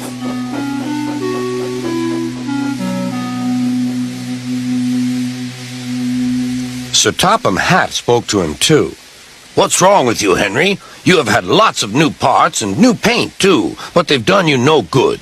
If we can't make you better, we must get another engine instead of you to do the work. This made Henry, his driver, and fireman very sad. Sir Topham Hatt was waiting when Henry came to the platform. He had taken off his hat and coat and put on overalls. Henry managed to start, but his fireman was not satisfied. Henry is a bad steamer, he said to Sir Topham Hatt. I build up his fire, but it doesn't give enough heat.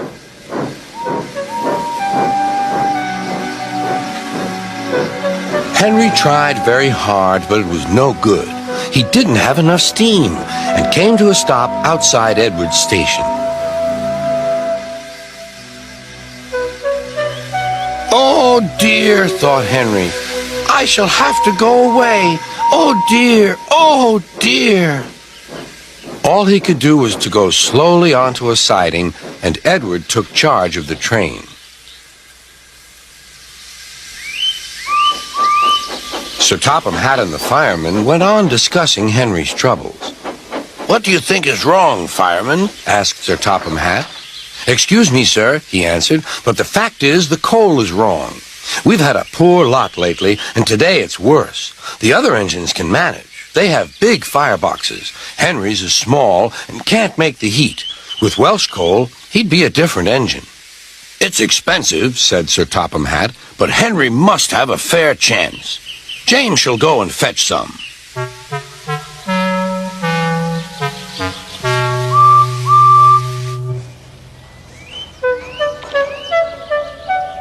When the Welsh coal came, Henry's driver and fireman were excited. Now we'll show them, Henry, old fellow. They carefully made his fire, putting large lumps of coal like a wall round the outside. Then the glowing middle part was covered with smaller lumps. You're spoiling my fire, complained Henry. Wait and see, said the fireman. We'll have a roaring fire just when we want it. The fireman was right. When Henry reached the platform, the water was boiling nicely, and he had to let off steam. How are you, Henry? Beep, beep, beep. I feel fine. Have you a good fire, driver? Never better, sir, and plenty of steam. No record breaking, warned Sir Topham Hatt. Don't push him too hard. Henry won't need pushing, sir. I'll have to hold him back.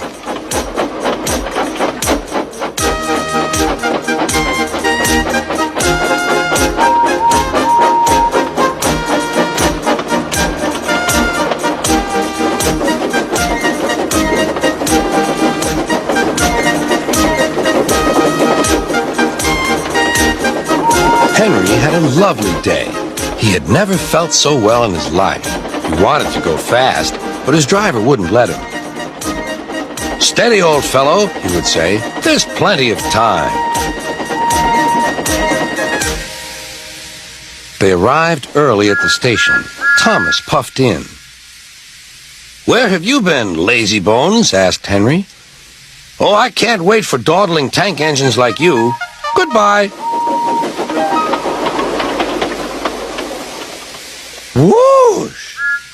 Said Thomas to the coaches. Have you ever seen anything like it? Both Annie and Clarabelle agreed that they never had.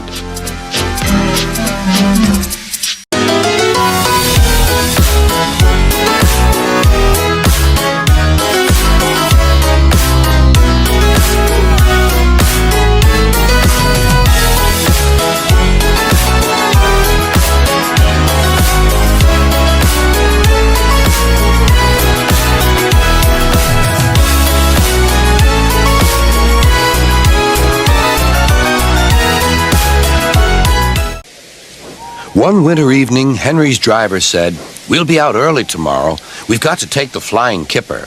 Don't tell Gordon, but I think if we pull the kipper nicely, Sir Topham Hatt will let us pull the express. The special coal they gave you is working well. Hooray! Cried Henry. That will be lovely.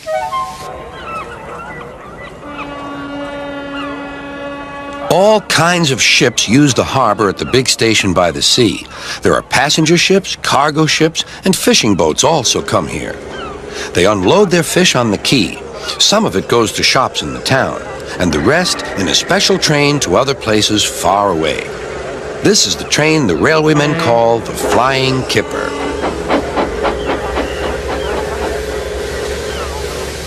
Henry was ready at 5 o'clock. There was snow and frost. Men hustled and shouted, loading up the crates of fish. The last door banged, the guard showed his green lamp, and the Flying Kipper was ready to go.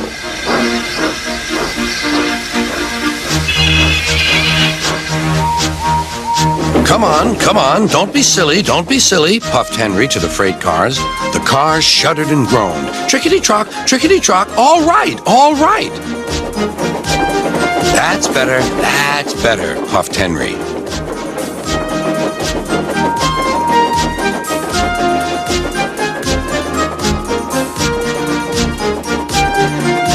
Clouds of smoke and steam poured from his funnel into the cold air, and the fire's light shone brightly. Hurry, panted Henry.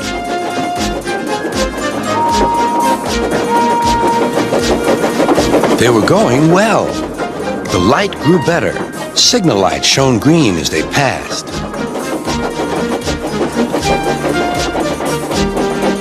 Then a yellow signal appeared ahead. His driver prepared to stop, but the home signal was down.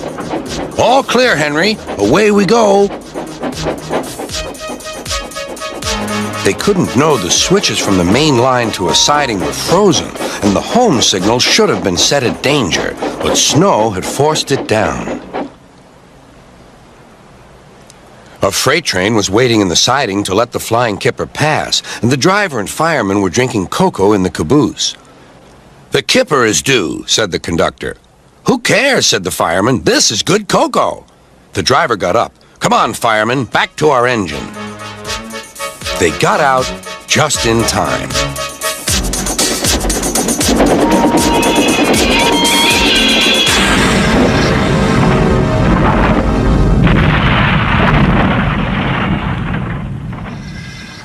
Henry's driver and fireman had jumped clear before the crash, but Henry lay dazed and surprised.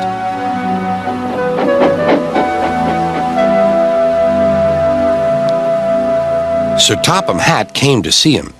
The signal was down, sir, said Henry. Cheer up, Henry. It wasn't your fault. Ice and snow caused the accident.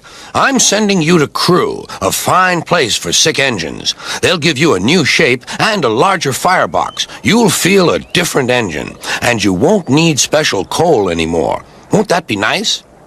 Yes, sir, said Henry, doubtfully.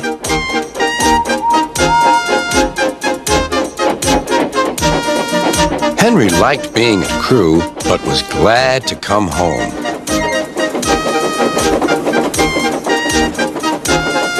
A crowd of people waited to see him arrive in his new shape. He looked so splendid and strong that they gave him 3 cheers. Beep, beep, he whistled. Thank you very much. I'm sorry to say that a lot of little children are often late for school because they wait to see Henry go by. They often see him pulling the express. He does it so well that Gordon is jealous. But that's another story.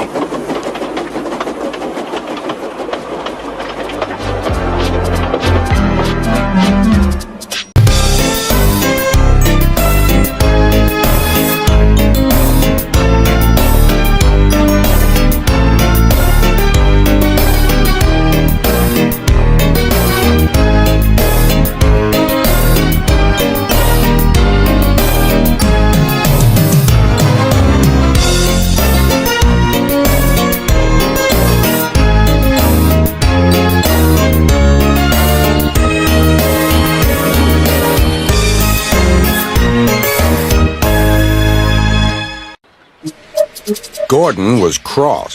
"Why should Henry have a new shape?" he grumbled. "A shape good enough for me is good enough for him. He goes gallivanting off, leaving us to do his work, and comes back saying how happy he feels. It's disgraceful. And there's another thing. Henry whistles too much. No respectable engine ever whistles loudly at stations. It isn't wrong, but we just don't do it." Poor Henry didn't feel happy anymore. "Never mind," whispered Percy. "I'm glad you're home again. I like your whistling." "Goodbye, Henry," called Gordon. "We're glad to have you with us again, but remember what I said." Later, Henry stopped at Edward's station. "Hello, Henry," said Edward. "You look splendid. I was pleased to hear your happy whistle yesterday." "Thank you, Edward," smiled Henry. "Shh! Can you hear something?" "It sounds like Gordon," said Edward, "and it ought to be Gordon. But Gordon never whistled like that." It was Gordon. He came rushing down the hill at a tremendous rate. He didn't look at Henry, and he didn't look at Edward. He screamed straight through the station and disappeared. "Well," said Edward. "It isn't wrong," chuckled Henry, "but we just don't do it."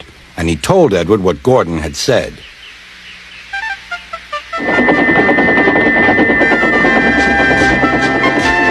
Meanwhile, Gordon screeched along the line. The noise was awful.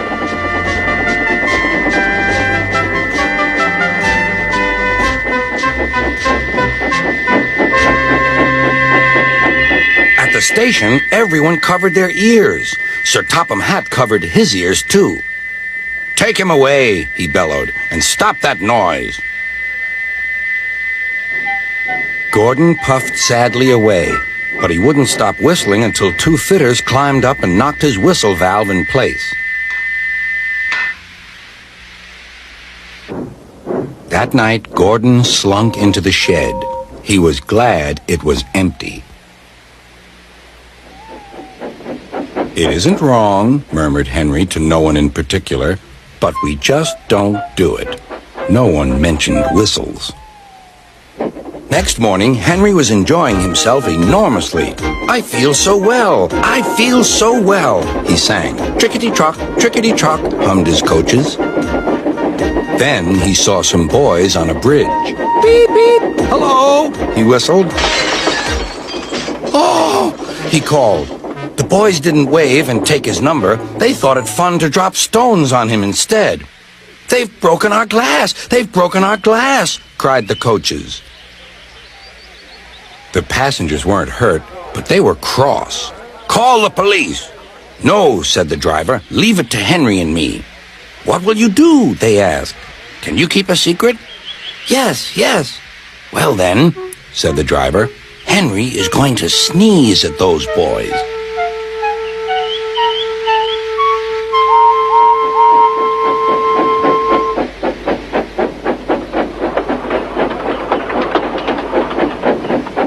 Lots of people were waiting at the station just before the bridge. They wanted to see what would happen. "Henry has plenty of ashes," said the driver. "Please keep all windows shut till we've passed the bridge. Henry's as excited as we are, aren't you, old fellow?" Henry felt more stuffed up than excited.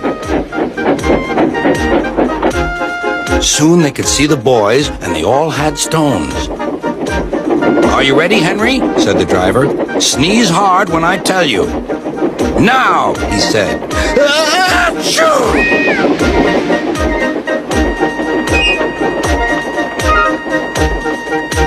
"Well done, Henry," laughed his driver. Henry went home, hoping that next time he saw Gordon and the boys, they would have learned not to be so mean.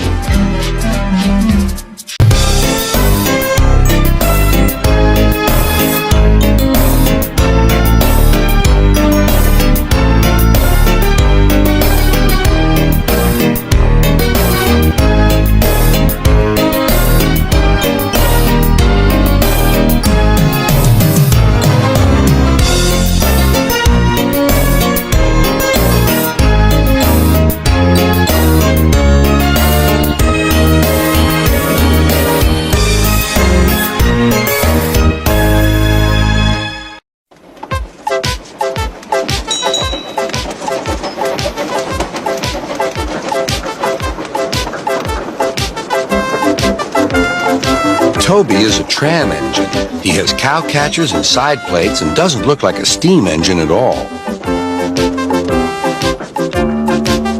He takes freight cars from farms and villages to the main line and is cheerful to everyone he meets.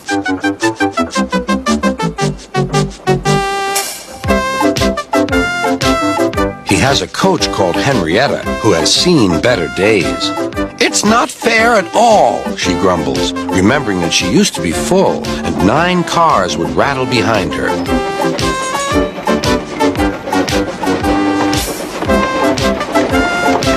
Now there are only 3 or 4, for the farms and factories send their goods mostly by truck. Toby is always careful. The cars, buses, and trucks often have accidents. Toby hasn't had an accident for years, but the buses are crowded and Henrietta is empty.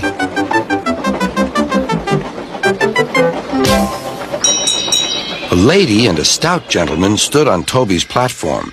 He was, of course, Sir Topham Hatt, but Toby didn't know this yet. "Come on, grandfather," cried the children. "Do look at this engine." "That's a tram engine, Stephen," said Sir Topham Hatt. "Is it electric?" asked Bridget. "Whoosh!"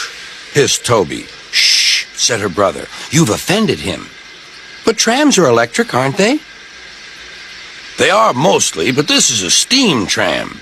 "May we go in it, grandfather, please?" "Stop," said Sir Topham Hatt to the conductor. They all scrambled into Henrietta. "Hip, hip, hooray!" chanted Henrietta. But Toby didn't sing. "Electric indeed, electric indeed," he snorted. He was proud of being a steam train. "What is your name?" asked Sir Topham Hatt. "Toby, sir." "Thank you, Toby, for a very nice ride." "Thank you, sir," said Toby. He felt better now. This gentleman, he thought, is a gentleman who knows how to speak to engines. The children came every day for 2 weeks. Sometimes they rode with the conductor, sometimes in empty cars. On the last day of all, the driver invited them into his cab. All were sorry when they had to go away. And Sir Topham Hatt and his family thanked everyone. "Come again soon," replied Toby. We will," called the children. And they waved till Toby was out of sight. The months passed. Toby had few cars and fewer passengers. "Our last day, Toby," said his driver one morning. "The manager says we must close tomorrow." That day, everyone wanted the chance of a last ride. The passengers joked and sang, but Toby and his driver wished they wouldn't.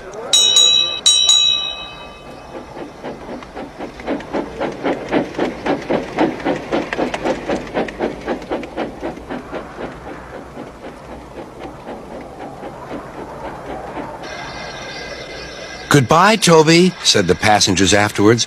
"We're sorry your line is closing down." "So am I," said Toby. Nobody wants me, Toby thought, and went unhappily to sleep.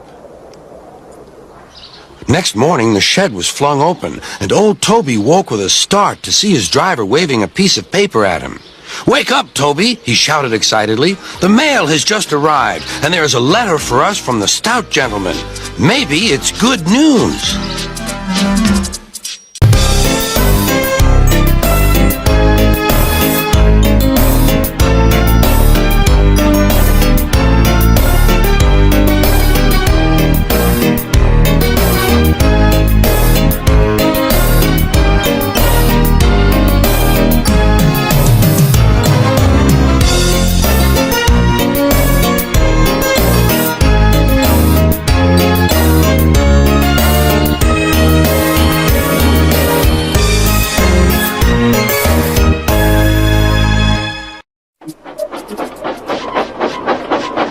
There's a line to a quarry at the end of Thomas's branch.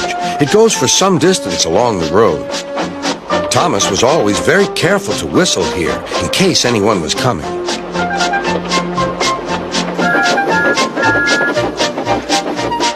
Early one morning, a large policeman was sitting close to the line. Thomas liked policemen. He had been a great friend of the officer who had just retired. Beep, beep, he whistled. Good morning. Thomas expected that the new officer would be friendly too, but he was sorry to see that he didn't look friendly at all. He was red in the face and very cross. Disgraceful, he spluttered. I didn't sleep a wink last night. It was so quiet, and now engines come whistling suddenly behind me. I'm sorry, sir, said Thomas. I only said good morning. The policeman pointed to Thomas. Where's your cowcatcher? He asked. But I don't catch cows, sir. Don't be funny, snapped the policeman. He looked at Thomas's wheels. No side plates either. And he wrote in his notebook. Engines going on public roads must have their wheels covered and a cowcatcher in front to protect people and animals from being dragged under the wheels if they stray onto the line. You haven't, so you are dangerous. Rubbish, said Thomas's driver. We've been along here hundreds of times and never had an accident. That makes it worse, the policeman answered. He wrote regular lawbreaker in his book. Thomas puffed sadly away.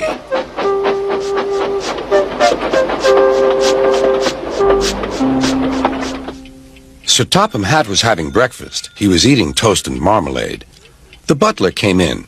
Excuse me, sir. You're wanted on the telephone. Bother that telephone, said Sir Topham Hatt. I'm sorry, my dear, he said to his wife. Thomas is in trouble with the police, and I must go at once.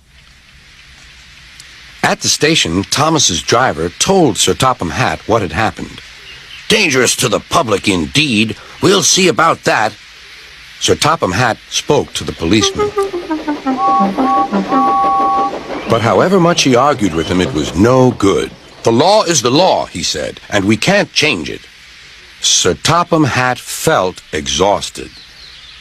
I'm sorry, driver, he said. It's no use arguing with policemen. We will have to make those cowcatcher things for Thomas, I suppose. Everyone will laugh, sir, said Thomas. They'll say I look like a tram. Sir Topham Hatt stared. Then he laughed. Well done, Thomas. Why didn't I think of it before? We need a tram engine. When I was on my holiday, I met a nice little engine called Toby. He takes freight cars from the farms, but the trucks are taking over most of his work and he needs a change. He has cowcatchers and side plates. I'll write to his superintendent at once.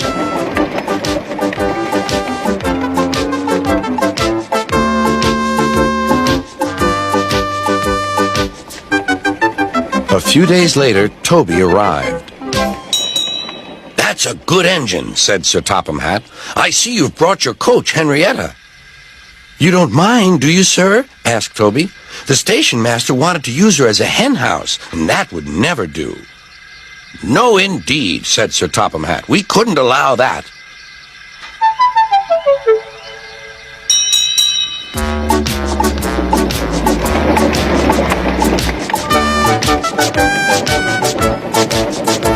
Toby made the silly cars behave even better than Thomas did.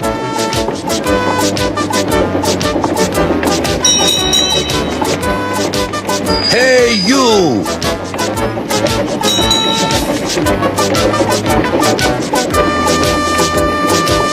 At first, Thomas was jealous, but he was so pleased when Toby rang his bell and frightened the policeman. They've been firm friends ever since.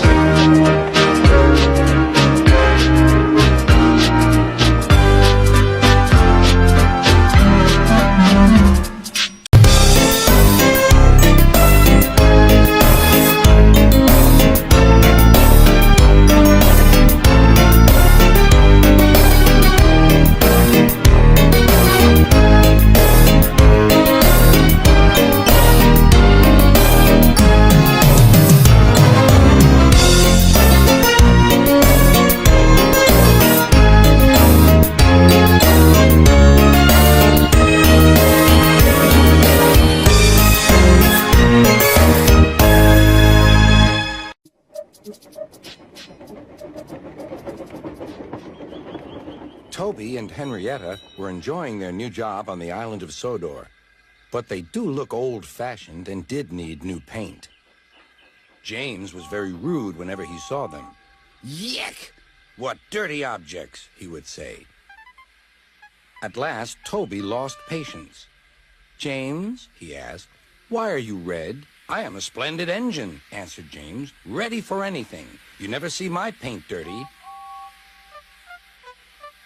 "Oh," said Toby innocently, "that's why you once needed bootlaces, to be ready, I suppose."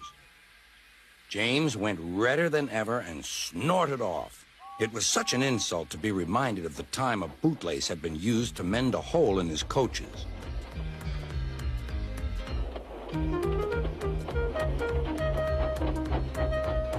At the end of the line, James left his coaches and got ready for his next train. It was a slow freight, stopping at every station to pick up and set down cars. James hated slow freight trains. Dirty cars from dirty siding. Yeah!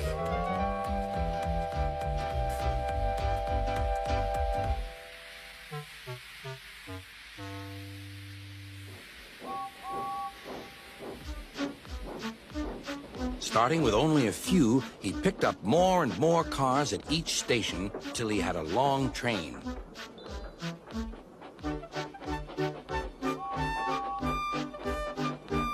At first, the freight cars behaved well, but James bumped them so crossly that they were determined to get back at him.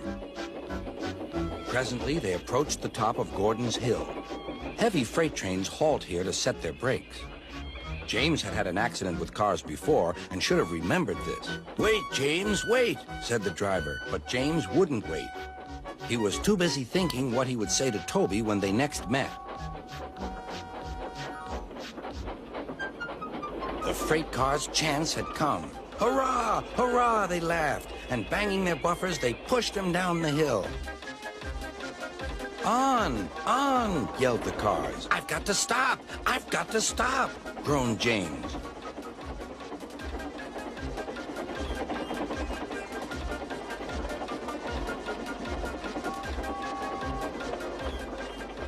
Disaster lay ahead.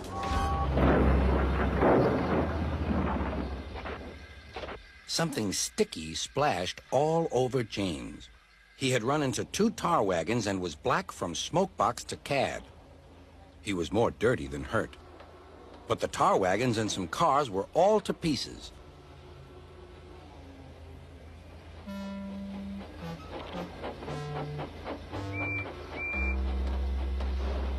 Toby and Percy were sent to help and came as quickly as they could.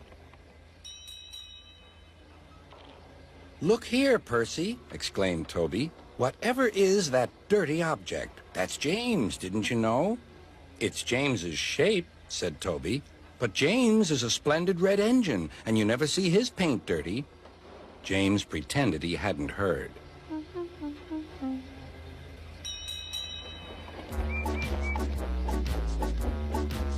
Toby and Percy cleared away the unhurt cars and helped James home.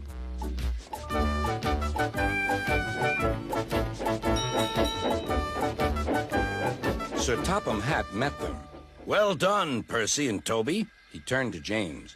"Fancy letting your cars run away.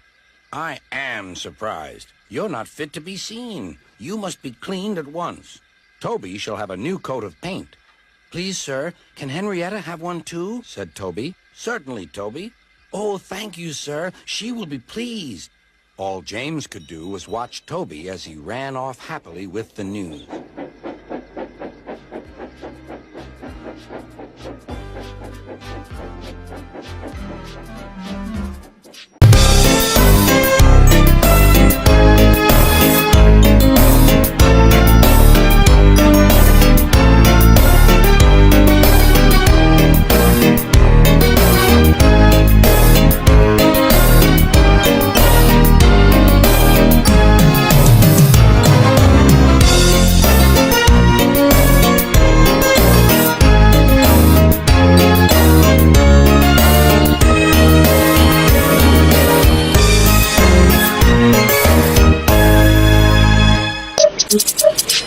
Gordon was resting in the siding. Sometimes he thought, "It's really tiring to be such a large and splendid engine. One does have to keep up appearances so."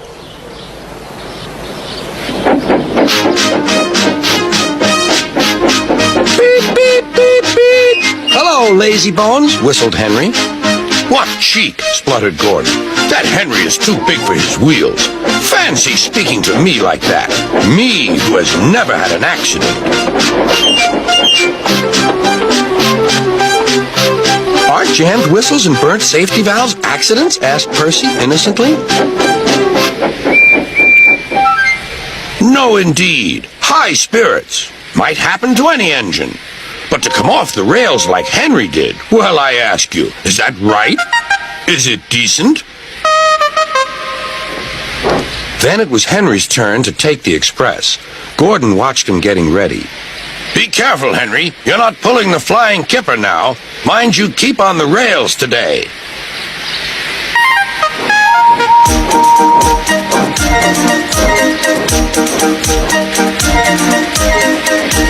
Henry went off in a huff, and Gordon yawned and went to sleep. But not for long. "Wake up, Gordon," said his driver. "A special train's coming, and we're to pull it." "Is it coaches or freight cars?" "Cars," said his driver. "Cars," said Gordon.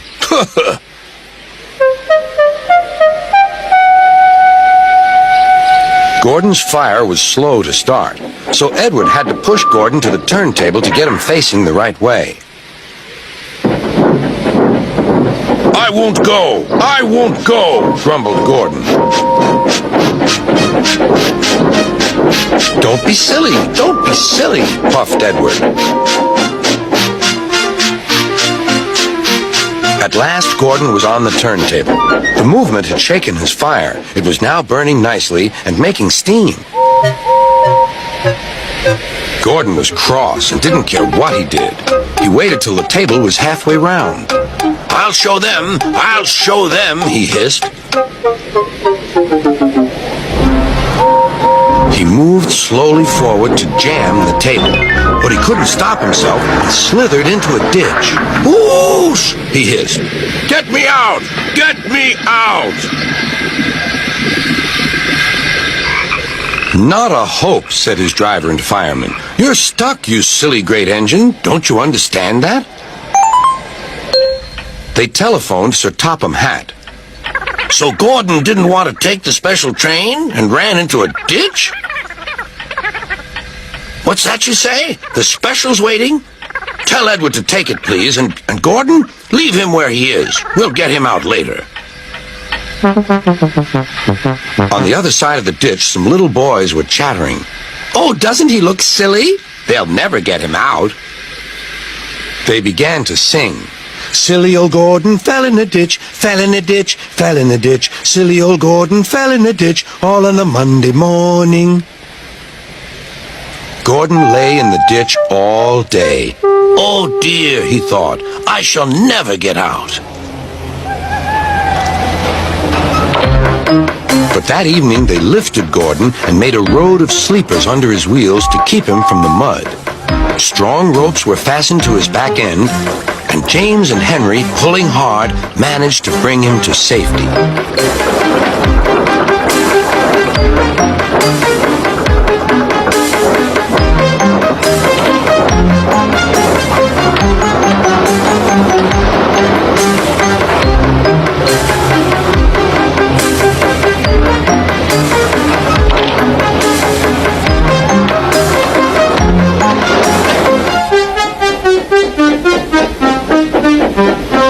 Late that night, Gordon crawled home, a sadder and wiser engine.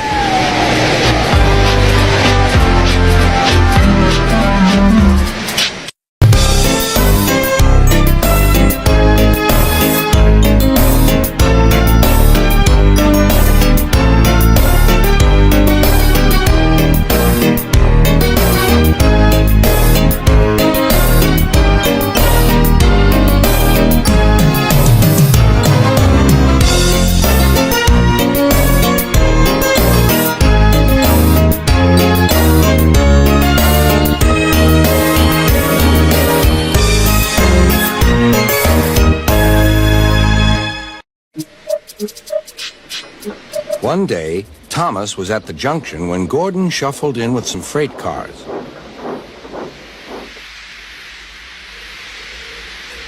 "Phew," remarked Thomas. "What a funny smell."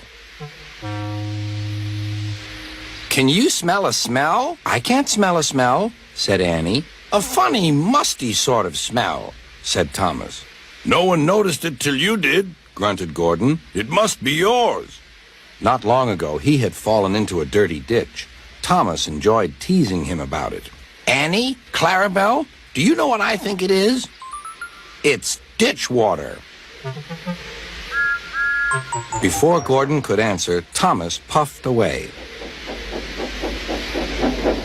Annie and Clarabelle could hardly believe their ears. "He's dreadfully rude. I feel quite ashamed. I feel quite ashamed. He's dreadfully rude." And to Thomas they said, "You mustn't be rude. You make us ashamed." But Thomas didn't care a bit.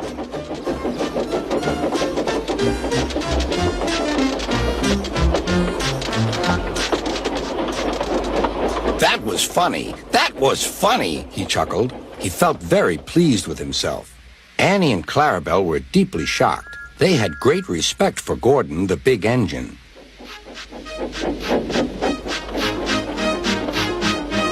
Thomas left the coaches at the station and went off to a mine for some cars. Long ago, miners digging for lead had made tunnels under the ground. Their roofs are strong enough to hold up cars, but not the weight of engines. A large notice warns them not to enter the area. "Danger! Engines must not pass this board."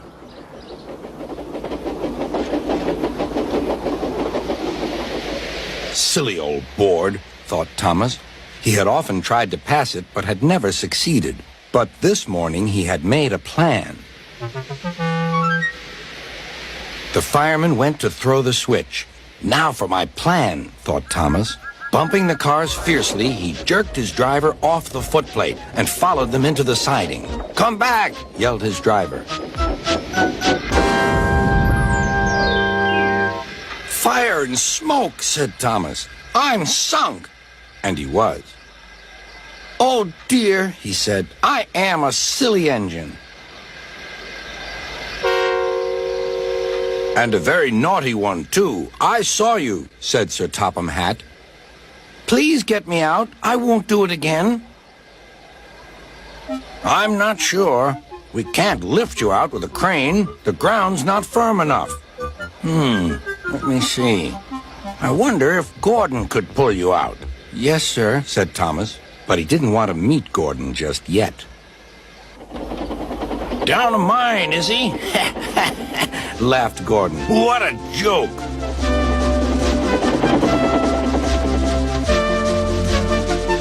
Whoop, whoop, little Thomas. We'll have you out in a couple of puffs.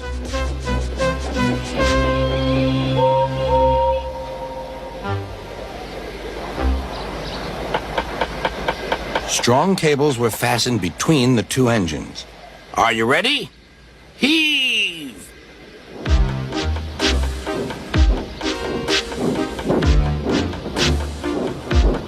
It was a lot harder than they all thought. At last, Thomas was free. "I'm sorry I was cheeky," said Thomas.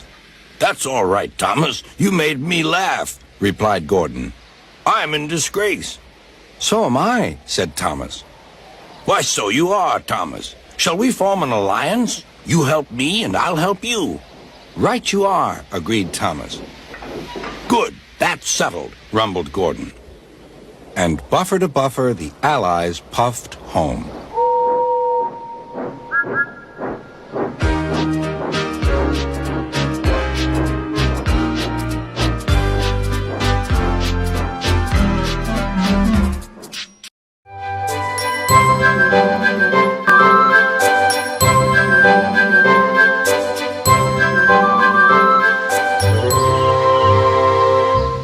One day, Thomas was at the junction when Gordon shuffled in with some trucks.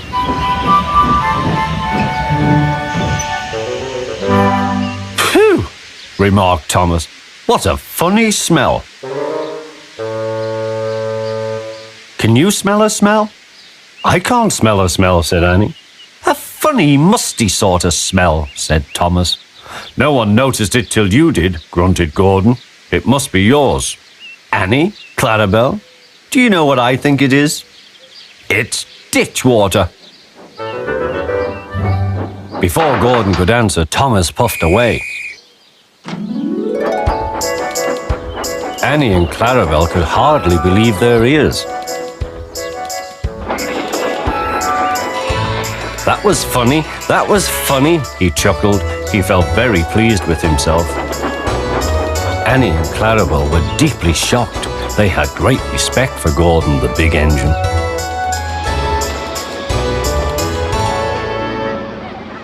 Thomas left the coaches at the station and went off to a mine for some trucks. Long ago, miners digging for lead had made tunnels under the ground. Though strong enough to hold up trucks, their roofs could not bear the weight of engines.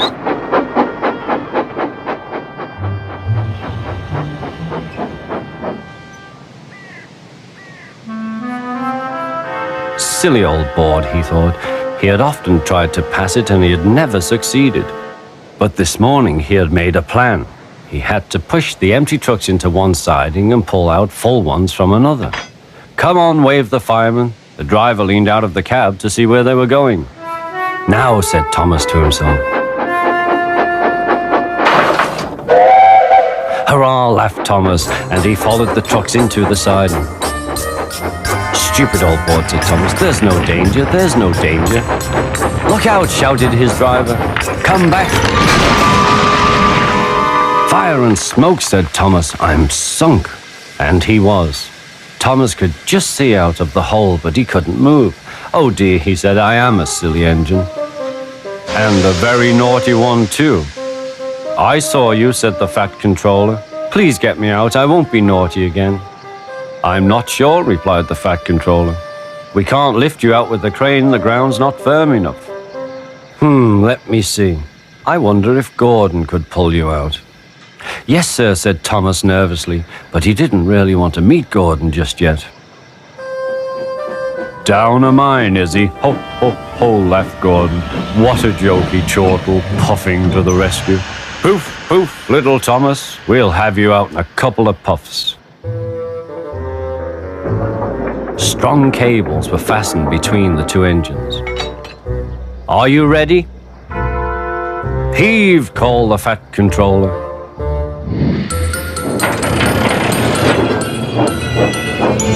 It was a lot harder than they all thought. But at last he was free. I'm sorry I was cheeky, said Thomas. That's all right, Thomas, you made me laugh. I'm in disgrace, Gordon went on pathetically. I feel very low.